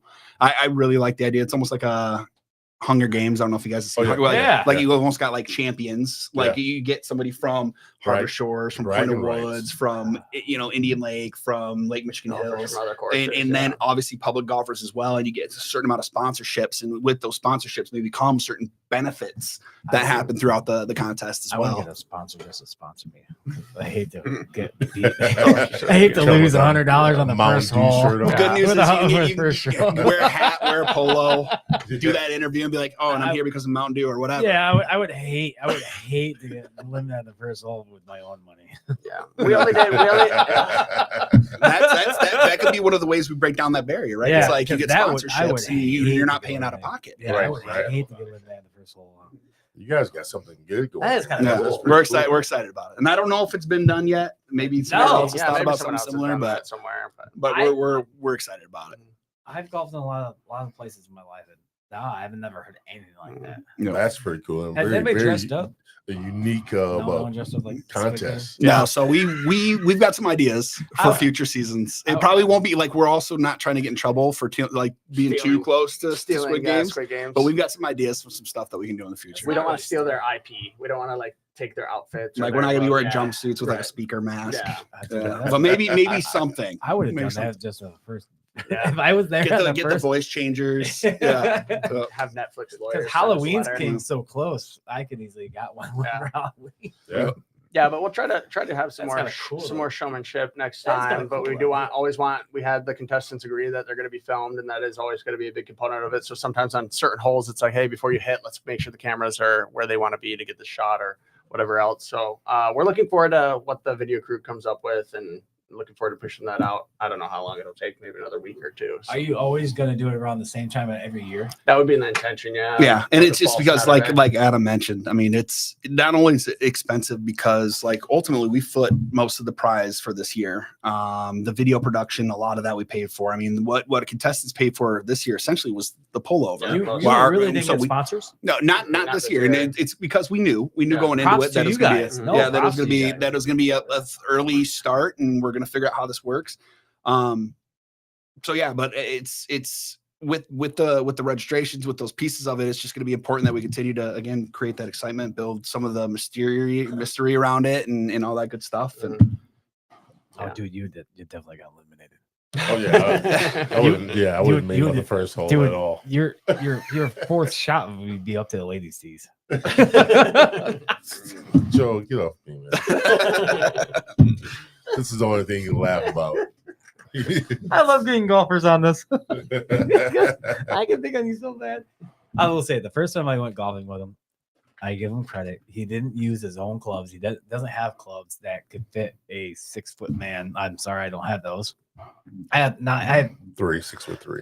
sorry. Get it right. Yeah. My bad. You're right. So I had to use my clubs, and I have like 4 sets, but none of them that tall. Yeah. Yeah. So How tall are you again? 5'7"? 5'9". Okay. Sorry. So now see how it feels? You shrunk- 5'10" on the you high school shrunk me. roster.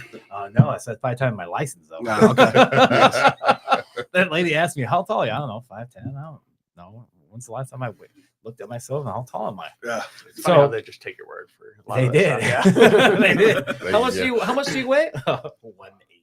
Yeah. What color are your eyes? You could just say something. They Yeah. don't look. No, they don't. Yeah, you can say anything. You can Yeah. say I mean, if I worked at the DMV, I don't know if I'd be making a lot of eye But- contact.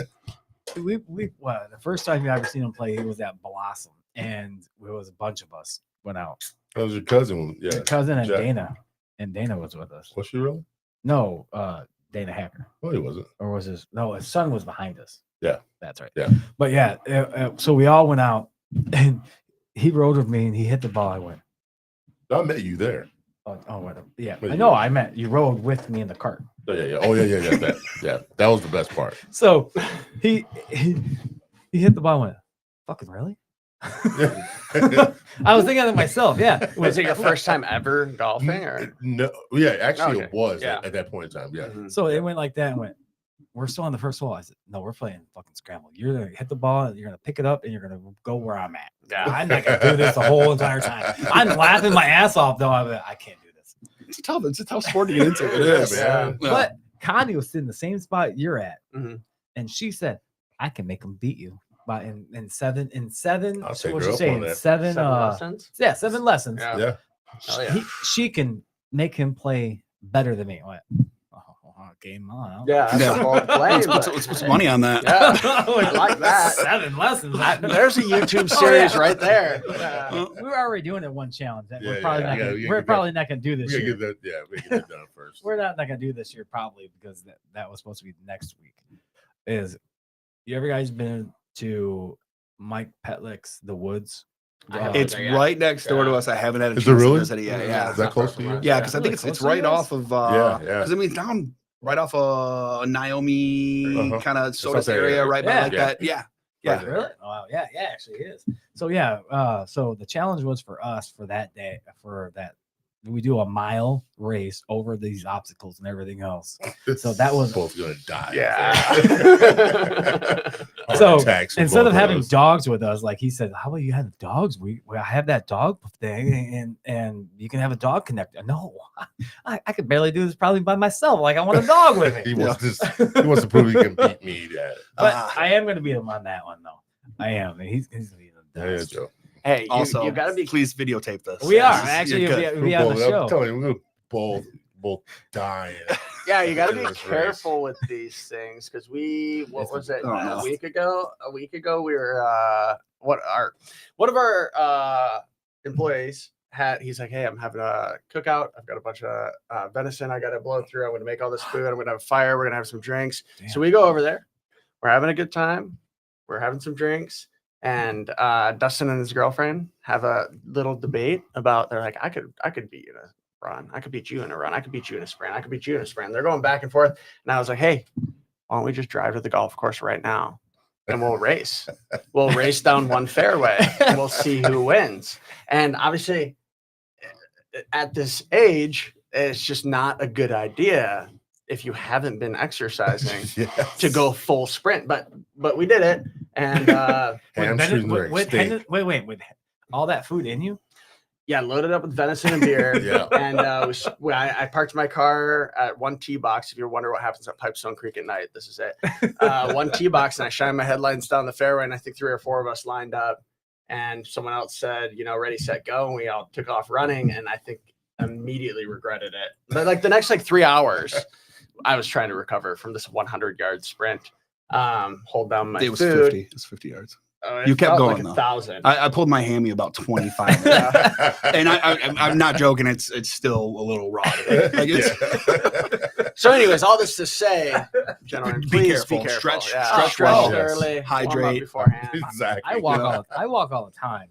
I don't think this man walks as much What's as at I do. work? What are you talking about? I work too, but on my I days walk off. at work. But you're going to use muscles that you don't normally use. Yeah. That's the No, I big know. thing. Trust me. Yeah, you gotta move I'm around. already expecting. I'm gonna have to climb over shit because Mike says, "Yeah, we're gonna record this." I'm looking forward to it. Yeah, he's. We're supposed to do it one day in October, one weekend in October, and I think this might be the weekend or next week is supposed to be the Next week. I weekend. think it's next week. I think it is too because Next they had something going on, and the only day we could do it is on a Saturday or no, on It was a on Sunday. Saturday. It was Saturday or Sunday. Yeah.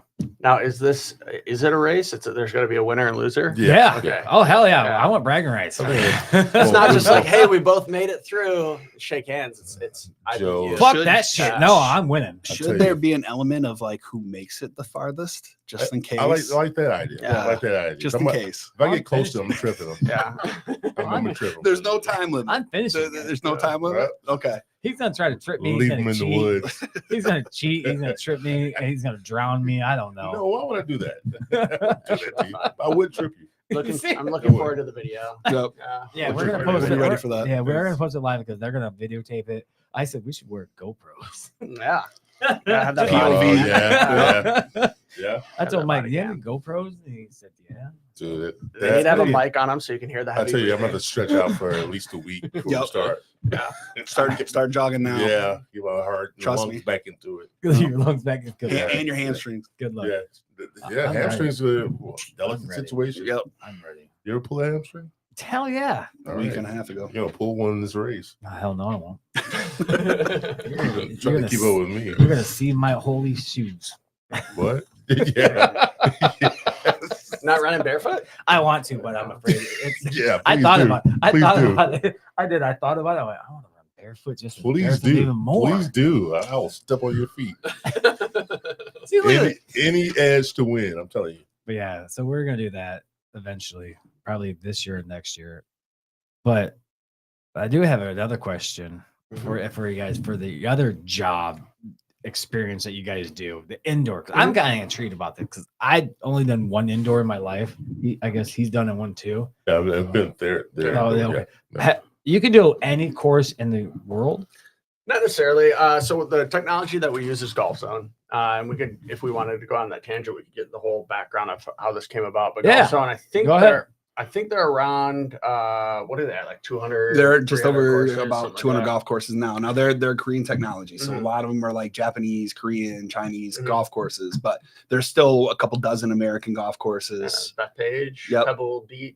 Yep. Yeah, they had some good ones on there. you A play couple the European Masters? courses like Huh? St. Andrews. No Augusta. No Augusta. I actually don't I know. don't think anyone gets the rights to that course legally. I think there's places that make it. There's software where there's you like can a make your own design your own course. course. Yeah. And then people try to replicate it, but I don't think Augusta ever legally allows people to come in and map the course and have the rights to it. Oh. So not, they, not even the video games. So I'm not sure. I know one of the I understand one of the Tiger Woods video games that had like a create your course type of Yeah. feature, and the people have replicated it. built Augusta, But I don't think it's actually ever been like officially mapped because by a simulator it's a company. private course and and no it's one's really, extremely no one's exclusive. allowed on it. exclusive. Yep. Yeah, the Masters. I Kind of think takes away from a little mysterious. And I get it. Like I would love to play Augusta Yeah. on a simulator, but they've got a special thing there, and they're probably trying to protect it. So. I've been to a place that had Augusta, so it's not truly Augusta. I then? think TrackMan might have it because I think they have a design your course Yeah. feature. So it's not That's- truly, but it's that- not truly. and I'm not speaking in absolutes here. Oh, yeah. I'm just saying that if simulator software has Augusta, I would assume that it wasn't the necessarily true. that Augusta said, "Here's our course," Yeah. and make it and use the rights and the name to it. But maybe I could be wrong if they paid the right amount of money. Maybe, Still shot 120. yeah. I mean, that's everyone coming into indoor. People always come in and we go through, hey, here's how it works, here's how things are going to go, because obviously a lot of people, at least in the US market, are unfamiliar with indoor golf, and everyone wants to play Pebble Beach the first time. And I always say it's cool, it's famous, it's not going to go well, like, what's your handicap? And they're, oh, I'm a bogey golfer. I'm like, you're not going to have a good time score wise, but you can play it. But I would recommend these courses. Like, nah, I want to play Pebble Beach. And yeah, they shoot like 110. They come out and they're like, man, that was hard. I'm like, yeah, it's Pebble Beach. But It's a tough usually course. the good customers though will be like, these things are pretty accurate. Yeah, I yes, they will say that slice in too, real yeah. life. I slice the pebble. Yeah. Yeah, Pebble Beach or any of the PGA courses. Of course, they're going to be hard. The Yes. pros play Pros there. Like, play, yeah, it's yeah. a tough course. It's not going to be easy, Tournament but course. Yep. yeah, but we have plenty of recommendations of other less famous courses that are very playable and very fun. And the software does have a few like imaginary courses that I are golf just in super real goofy life. that are really fun to play on as well. So I golf Pebble Beach in real life. how'd you do? 110. Yeah. So you did horrible. No, actually, I was happy with it. Yeah. Yeah. You're happy with I it? think those courses. Yeah. It's like if I can break 100, I'm shooting Oh. really, really well. Oh, dude, I'm happy with it because pros shoot my score and under. If I can keep up with the guy that ended last and he shot 100 and something, Well, the guy Hell didn't- yeah, I'm didn't happy with qualify. he never qualified. But Right. but my thing That was is, my point. I match a guy that no, on my eyes, I matched a golfer that did the same score as me. Yeah. I'll be happy with it. Well, That's tough. I can't say anything, so Yeah. yeah. Yeah, You but just wait. the- Wait till you the- get a hold of Connie. She's gonna show you some stuff. She's coming back in 2 She's gonna weeks. show- She's gonna come over with her husband. She said. show But me no, a I few think things. I think that overall on the indoor side of things, that's when we started the business. The primary focus was, I think at the time in the U.S., people did not take simulators seriously in terms of accuracy, in terms of experience. So it's getting the correct investment into the right type of technology that people to actually come to our facility and play golf and say, man, it felt like I played 18 holes. And that's why we went with Golf Zone. And it does feel like that. And for the most part, we do have, I won't name any names. When we have golf pros come in and they play on the simulator and they'll say, whether it's the driving range or the course, they'll say sometimes like, hey, it feels like, when I hit my 7-iron, I might be getting a couple extra yards. Like it's not exactly right, but it's really close. And then we'll have bogey or worse golfers come in and say, man, these things are so inaccurate. I hit the ball 300 yards off the tee. And this thing's saying I only hit it 210. It's like, well, you probably only hit it 210. like, I don't know what to tell you because the golf pros come in and they're like, no, it's pretty spot on. And then the bogey golfers come in. The honest ones are like, nah, it's getting exactly right. But certain customers are like, man, this thing's never right. I never hit it this short. I always hit it this perfect. I'm like, you probably hit your 7-iron 190 one time, and now in your head, that's your 7-iron distance. But 9 times out of 10, you're hitting at 140, and that's what the simulator's picking up. And it is what it is. So, Or they're just hoping that it's going to keep on rolling. They hit it 190, or they hit it, but it rolls to be 190. yeah, and that could be that the rollout could be a difference in the simulator. I think the spin accuracy can be a little tough for the sensors to catch up or to pick up as well. But Not just that, because you got the roll of real golf, you got the hills, you got the grass, you got everything, how dry the ground is, and everything else.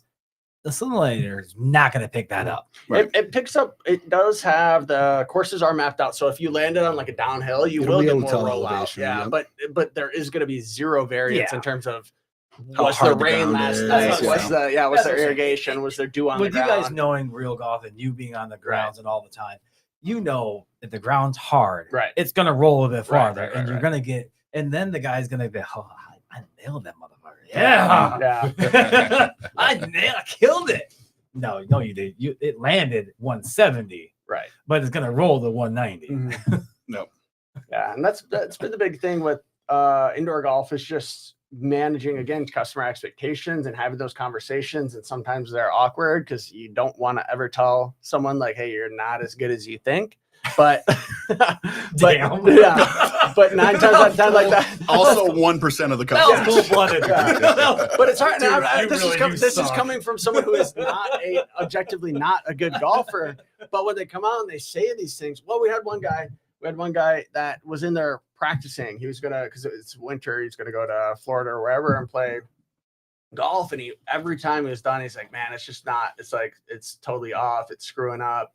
And he came back from his trip. He's like, I have to tell you, I teed up my first ball and it did the exact same shit that it did on your simulator. I was not striking it well. And he's like, it did the exact same thing your system did. So it was my fault. And At least he admitted it. yeah, of course, technology can have mistakes. Of course, there's going to be misreads or whatever. It's very rare, but it's just the general gist of the technology is it's very representative within a few yards of what you'd be doing outside. And it's hard because a lot of people come in and they have a mental block playing inside, and to have like, how do you have that conversation where it's like, we've played this 4 times a week and we know that it's very close. And then you're going to come out of the room and you're going to say, this is so off. This is so not how it goes for me outside. It's like, how you've put me in a position to fail here with this conversation that we have to have. Right. Because we're not going to say the simulator's wrong, because it's the technology. It's very, very precise. It's just it's an awkward and very challenging conversation to have. Yeah, because people there's a misconception of kind of the skill level. And Well, even the pros do the simulators and Right. do all that, and because it is more precise on how, like you said, when you said you did it, you saw it recorded you back. Oh yeah, And you see what you do was wrong. spot you on for see me. everything. I saw it. And you see everything, how you swing and you're down and everything else, and you see that one-on-one. Mhm. Nobody wants to admit that they hit the ball like Right. that. No one wants to say I don't do did. that. Oh, I know. That's not- Yeah. that was- At least you're realistic. At least you'll admit your faults. Yeah, I'll kind of agree with people when they're like, "Hey, the putting it's hard to figure out. The short game's hard to figure out." It is, and I don't know. I'm not going to say the simulator technology is always 100% accurate on the short game stuff. I'm not going to say they also are like perfect at the short game stuff, but that's where there's a lot more room to like, hey, I'm on an actual golf course. I'm standing 10 yards away from the side of a green. This is a feel shot, and when I'm looking at a screen 10 feet away that's telling me this is a 30-yard shot, that's very different experience. So that's something where it's like, yeah, that takes a while to get used to, and where you transition from indoor to outdoor. I think if a golfer were to come into indoor and play all winter long, they're going to be a better golfer outdoors the next season. But the first like 2 weeks of short game, they're going to have to remember how to play outside versus inside. But outside of that, the striking the irons, the drivers, things like that, they're going to be just as good as they were outside. So, and then the turf interaction, I guess that's the other thing going back to, you're always hitting off a mat. Yeah. It's pretty easy to play golf when you always have a perfect lie versus when you go outside and who That's what I'm knows where the ball saying. ends up. I mean, you'll have your faults with indoor, outdoor. What made you guys go into indoor? Yeah. so this is actually a long one. So Yeah. we will.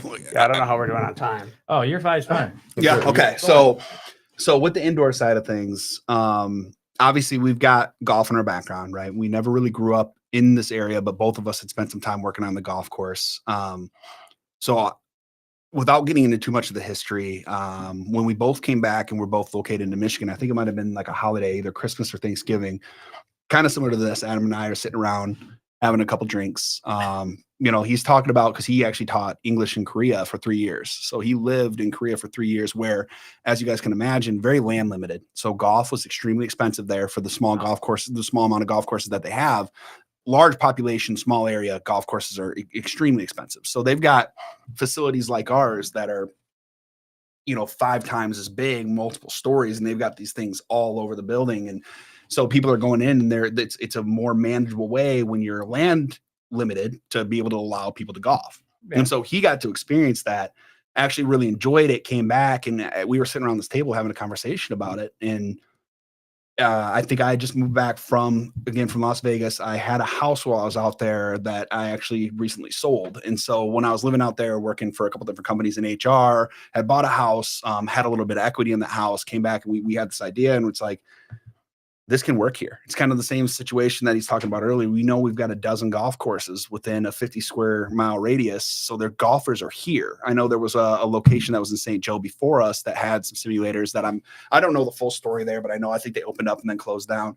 And so again, my grandpa was kind of skeptical, but we're like, this to us seems like an absolute no brainer. And so, you've got the outdoor golf operation, and in the winter in the state of Michigan, these facilities are relatively limited when we first get in, and we're like, this makes a lot of sense. Let's take a shot on it. And so, reached out to a couple of the local banks, ran into some roadblocks, and then finally got a hold of Huntington, and Huntington kind of helped us get our feet on the ground. And we said, this again, it makes a ton of sense. We've got the outdoor golf course. We've got an indoor golf course location now. We've got golf all year round for our customers, for other customers that are getting to learn this. And it just kind of all came together from there. Wow. And it's been how long? June of 2019 is when we first opened our doors. And like Adam said, the kind of the evolution, we started with 2 simulators. We did that intentionally just to kind of test out the market, get an understanding of what it was. And I think when we opened in June, I was working at Whirlpool at the time. That was my full-time job, and this was kind of like a side project. I was actually driving back and forth from Findlay, Ohio, and then Ottawa, Ohio, 4 hours one way on Friday, relieving him on Friday afternoon, working all day Saturday, working most of the day Sunday, and then driving back to Ohio 4 hours to go back to my day job at Whirlpool. But we started with the 2 simulators. It eventually evolved into 3 simulators. We got our liquor license, but at first when we opened up, I'm putting probably a couple $1,000s into the business just to keep the lights on for a short period of time. But then I think Jason George, I don't know if you guys know Jason, him and his wife own. He go on have on. Yeah. Yep. Him and his wife own the wine shop in the St. Joe market. Yeah. Yep. Fantastic guy, great in the community. He was the very first guy to walk through the door. Opened the door. He was customer 001, came in, bought a package, and we're like, okay, this could work. And then Jim Slevin shortly after was our first member. And he's still a member. We got him grandfathered in at that first member pricing. So it took a couple months, but then one person shows up, and then a couple other people show up, and we soft opened June 2019, 2 rooms.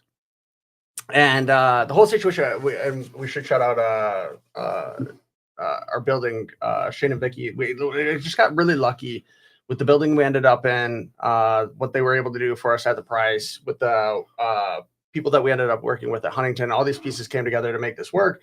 But yeah, we started, and a big thing for us opening this building was what's the advantage of indoor golf is, being able to do it when you can't play golf normally. So we open in summer, people can play golf outside, but we're like, we got to be open at 8 a.m. and we're going to stay open until midnight because people can't golf after 8 p.m. or whatever. So we're going to stay up until midnight. So that's how we started. And initially it was Dustin's driving there on the weekends. We're trying to stay there 8 a.m. to midnight. If we didn't have appointments, I'd close up early or whatever. No one's really showing up. And yeah, at first it's like, this isn't going to work. Like, no one's here. But yeah, the second the weather turned, and all of a sudden, like, people start popping in. Hey, I heard about this from so-and-so. Hey, I heard. Before you know it, we do have appointments. And then a month later, we have too many appointments and people can't get an appointment. And all of a sudden the rooms are both filled and everything's going well. And then COVID hits and you're like, oh, cool. This is perfect. But it worked out for us because when COVID hit, we had set up our simulator business with these private suites, as opposed to a lot of places you go into now that are doing this, they're open concept, and that's cool. They've got the bays and everyone's hitting, and there's a bar in the middle, and there's this social aspect. But when I was in Korea, that's not how they're set up. They're private suites, and I liked it. I liked when my boss said, "Hey, let's go golfing. You, me, and a couple other teachers. We're gonna do this every Thursday. We're gonna go golf. We're gonna go to dinner." And I liked that we had a room. I liked that we could shoot the shit together without anyone, bothering us or seeing how bad we're playing or how good we're playing or hearing what we have to talk about. And so we were doing this, and I just every week I was like, I can't wait till Thursday. So that's what we tried to replicate when we got back. We did these private suites. And then COVID hits, and before there was any government mandates and people are getting skeptical, people are getting sick, and we're like, okay, we have rooms. We can do one person per room, right? So we did that for a while, then things got shut down, then they reopened, one person per room, and we tried to manage it that way. And then eventually, restrictions are lifted.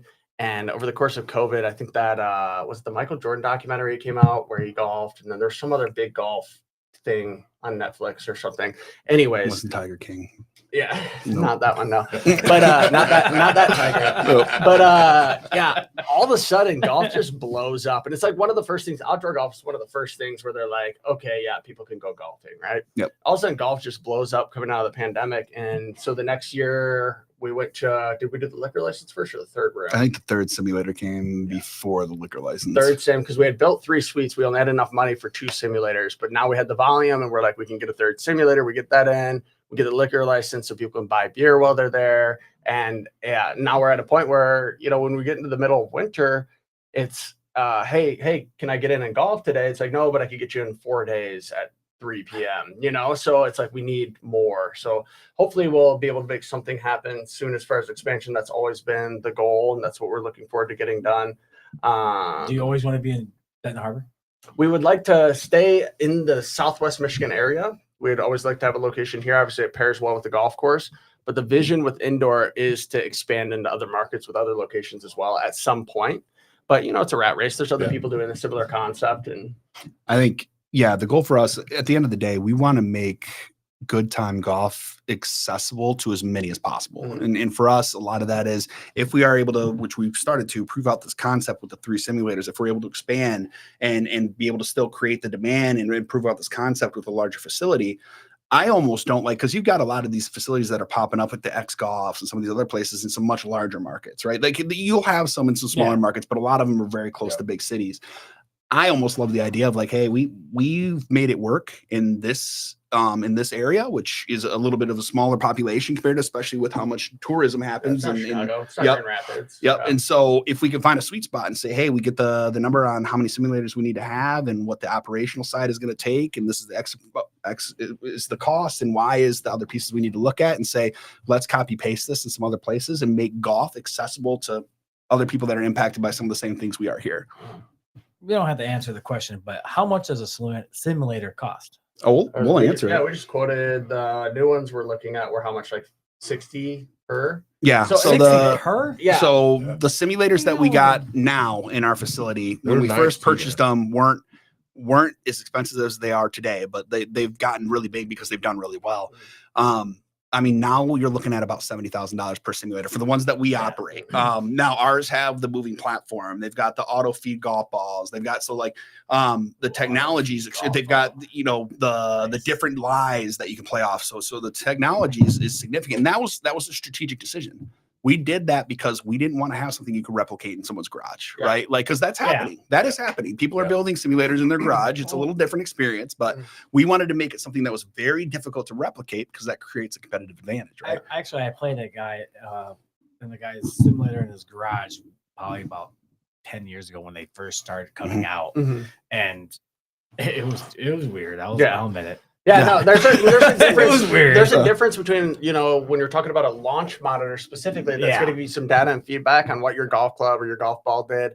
And it's all very technical, and that's cool. And it's a useful tool for instruction or other things like that. But when we're talking about a simulator, the idea is, again, to play through 9 or 18 holes. And obviously you can use it for practice and training as well. But to play through 9 or 18 holes and feel like I just went golfing.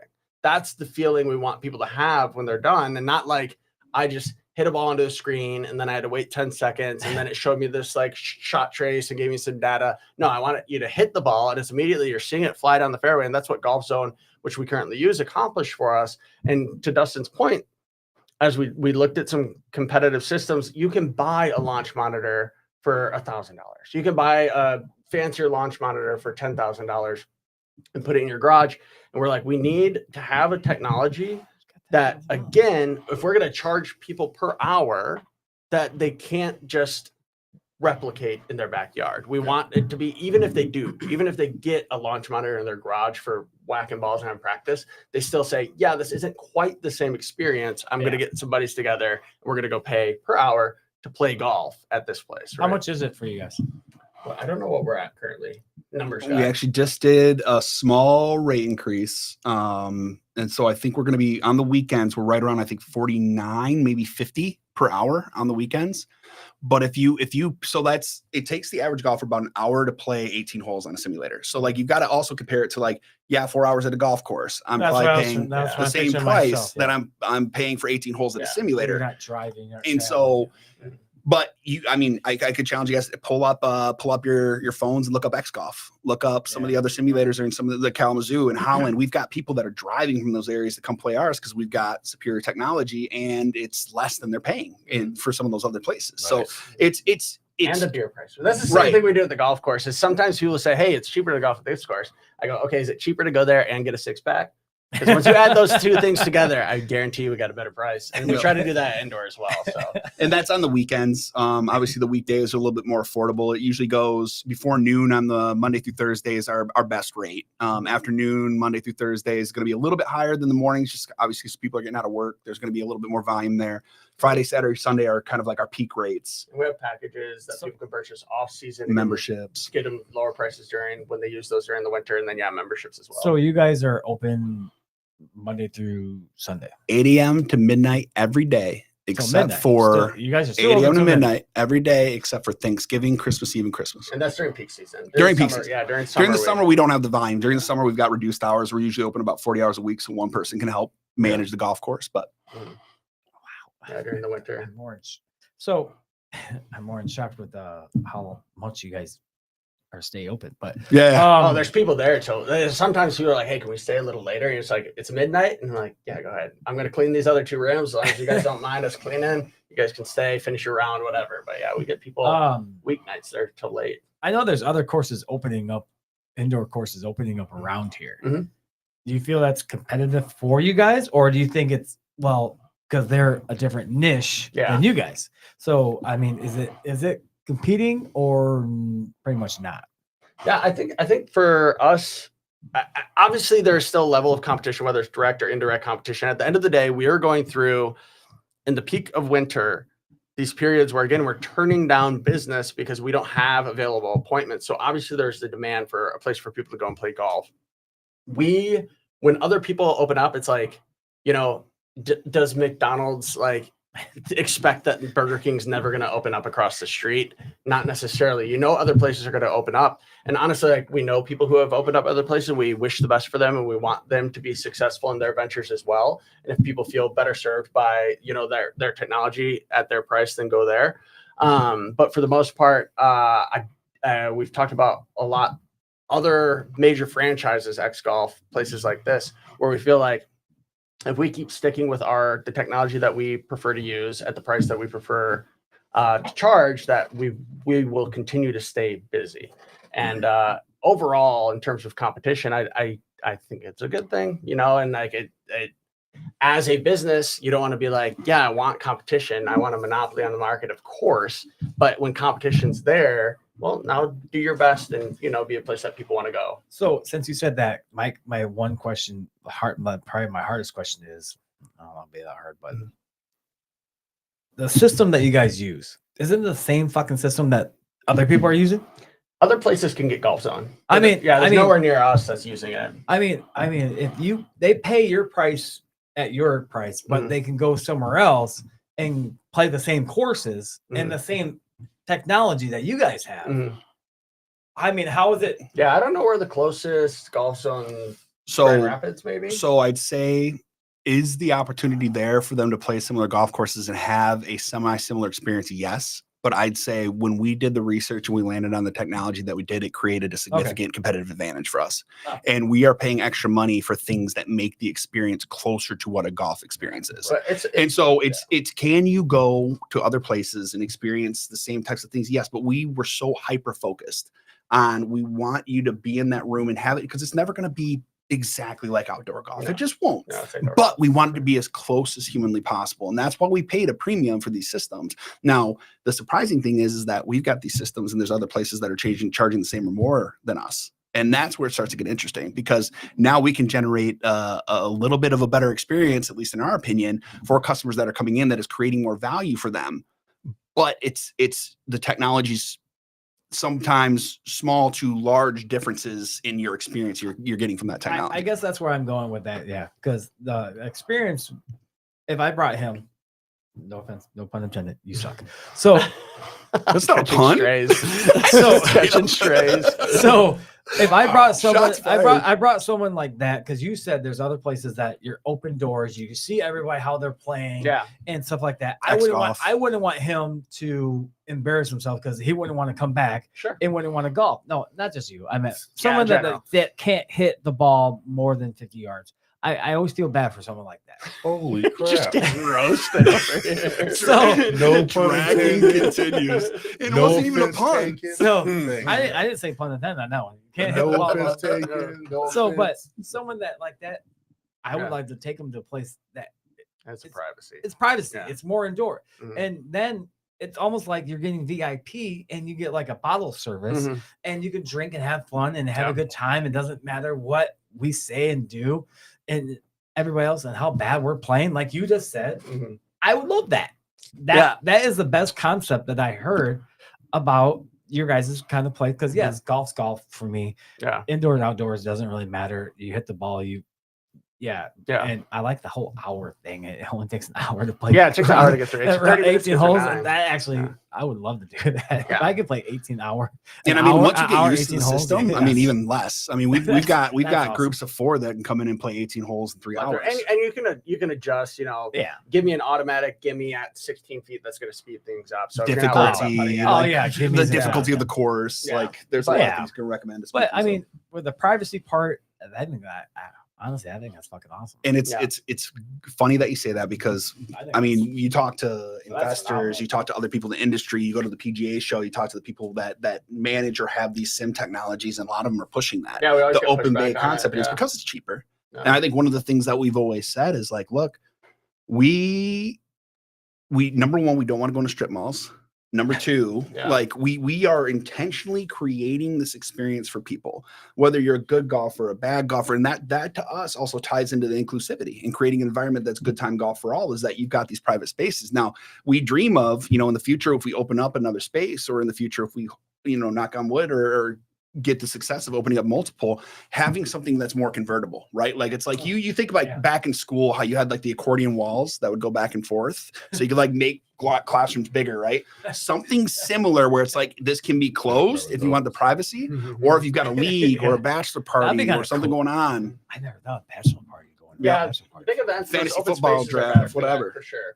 And we can acknowledge that, and that is kind of cool idea. Ideally, if we expand, then we look at some of those options. And also to retrace, no, we don't have an exclusive right to the simulator technology we use. We don't have an exclusive right to that. I didn't think you guys did. No, but and if another facility opened up that wanted to make that investment in that kind of technology, then we'd have to try to find other ways, other intangibles to compete on. Whether it be price or experience or whatever else. But that's the thing for us, and not to get too far away from it, it goes back to the golf course as well. And going into this, and every time we have a discussion about business, is when we were starting this and we looked at, hey, let's open an indoor golf place, and what would it take to be, because X Golf's a franchise. I'm sorry we keep referencing them, but they're kind of like the big franchise. And you look at their, franchise stipulations, make sure you have $1.5 million in your bank account in order to do this and whatever else. We're like, so many people, and it's not just golf, but so many people view businesses or opportunities like this as, hey, get in, get rich, get out, turn and burn. Let's open these facilities, make a bunch of money while we can, overcharge for it while we can. Who cares about the longevity of it? Coming from a family-owned business, that is just not the way we're going to operate. I do have one last question. You say you guys serve beer there. Yep. What is it BYOB or? Oh no, they actually serve. They Yeah. have beer there. Yeah, when you get your liquor license, you're no longer allowed to have outside alcohol brought in the facility. It's just illegal. It's a legal thing, Yeah, right? I do that part. Yeah. Yep. So we serve a mix of different drinks. I mean, we've got all the different have a domestics bar? and We don't have a classics in full there. bar. And We it don't is have a it's a full bar standing yet. cooler right now. Again, that's Okay. one of the things Yeah. with the vision of Yeah. expansion is So getting a full people service know. bar. So people know. Right. I mean, you guys kept on mentioning it. No, That's why. Yep. I You wanted- can bring your own cooler, but you have to get beer from you guys. Correct. Yeah. Yeah, and we've got Okay. little refrigerators in every single one of the suites. Yeah. So Oh, if you that's wanted right, that's to, right, that's yep. right. So if Oh, you wanted to that's And not purchase, only that, you can order food from any of the Yep. surrounding places and bring it in. we have people grab livery all the time. Chatterbox, Yeah. Bring pizzas, bring sandwiches, yeah, chicken brick nuggets, house, whatever. mason Yeah. jar. Yeah. And it's nice and comfortable in there too. Yeah. bring- Sofas, and TV, bring watch some football. for- and bring Yeah. some for the host. Yeah. Yeah, you can bring us a snack. Never gonna say no to that. Yes. Obviously, they'll take that. All right, go ahead. All right, guys. We're gonna close this up. We're almost done here. Got a minute left. What we do is do our last call. What we guys gonna give you a chance to give shout outs to anybody you want, promote anything that's coming up for you. I guess I'll start with the shout outs real quick. I'd be beside myself if I didn't mention that we've got an amazing staff that works at Pipestone Golf, both on the golf course and the indoor. Erin Ratter that helps us out from the bartending. She does a fantastic job. Dylan and Freddie on the maintenance crew, having a small but mighty crew is not easy, and they do an amazing job of keeping the course in great Yeah, they shape work for their us at butts off. Pipestone. Obviously Dave and Jaron helping on the carts, all the ladies that we have helping out behind the pro shop bar at Pipestone. Would again be beside myself without mentioning Justin, who's one of our good buddies that actually came here from Las Vegas when we were starting this operation and kind of got involved in the madness with us. And he's done a phenomenal job. He's actually kind of started to explore some of the club building space and the fittings and all that good stuff. And he's done an amazing job for us and he's made a lot of sacrifices. So very appreciative to our staff. Obviously the customers, very, very happy with our customers, have fantastic customers at Pipestone, very excited with what we're building in the good time golf space. And, obviously, my brother's doing a fantastic job. Just love what we're creating with Pipestone Golf and creating the culture there and hoping to continue to build on it. So definitely would be beside myself if I didn't thank the staff that we've got.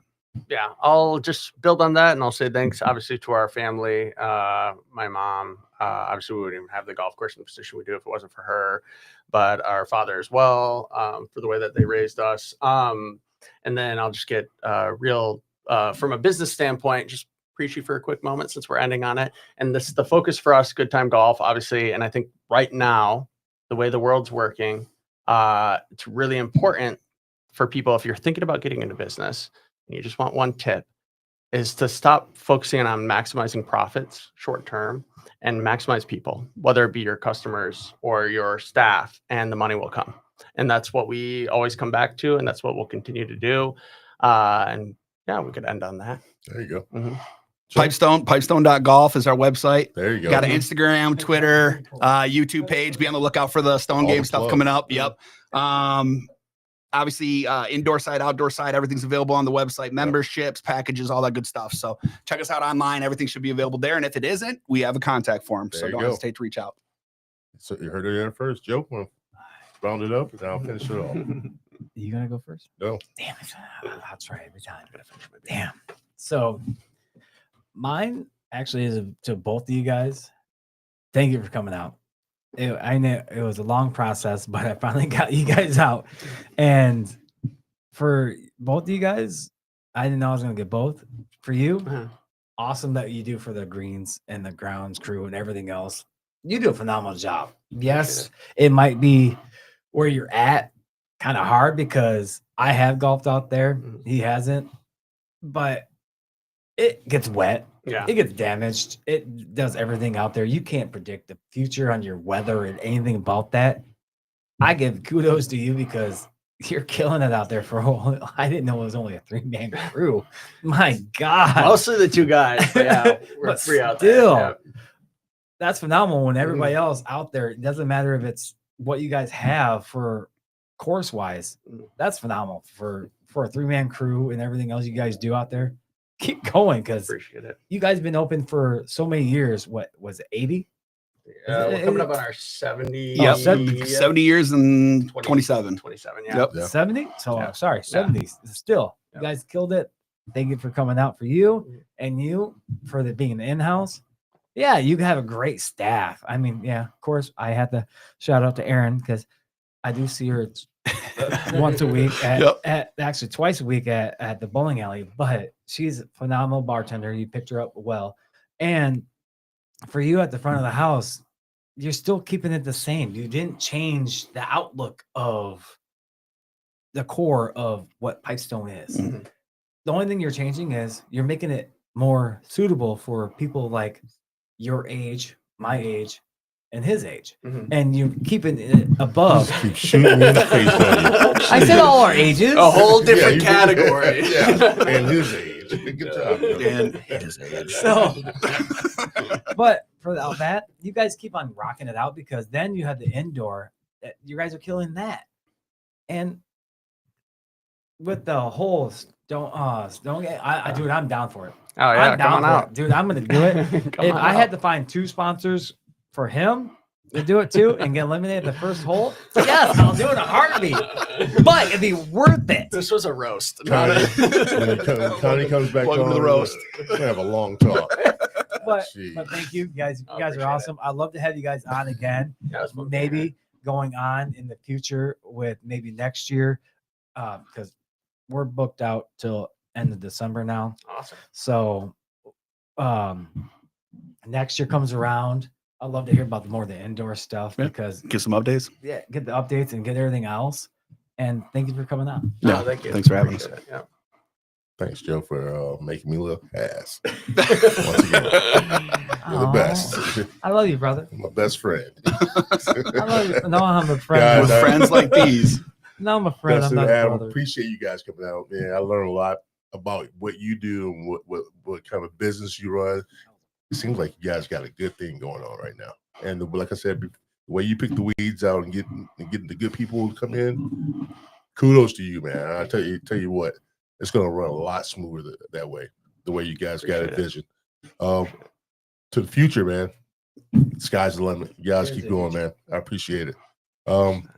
For those that watch on YouTube tonight, guys, thank you for watching.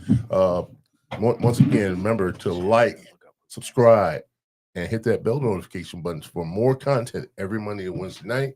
We appreciate you so much, guys. I'm James Gill, your host. This is Joe Hill, co-host, and I want to thank Adam and Dustin Lester for coming out tonight. We appreciate you guys so much. Hey, Appreciate it. We have we have Oh yeah, who's the new? so on Monday we have a returning person. Is it Connie? No, I can't wait. no, she's I'm gonna sign up for Golf week. golf lessons it's right our- away. it's our favorite lead singer. Was it from Darbo come from? No, Ildiko. Oh, Deco, you can't even say her I name. know. I do it on purpose. LD, thank you. I can't wait to see her again. And We have a lot to talk about. then on Wednesday it's Mike Ross. Okay, good. All right, guys. Like I said, once again, watches every Monday and Wednesday night. We'll see you on Monday. Thank you for joining us, guys. Thanks, guys.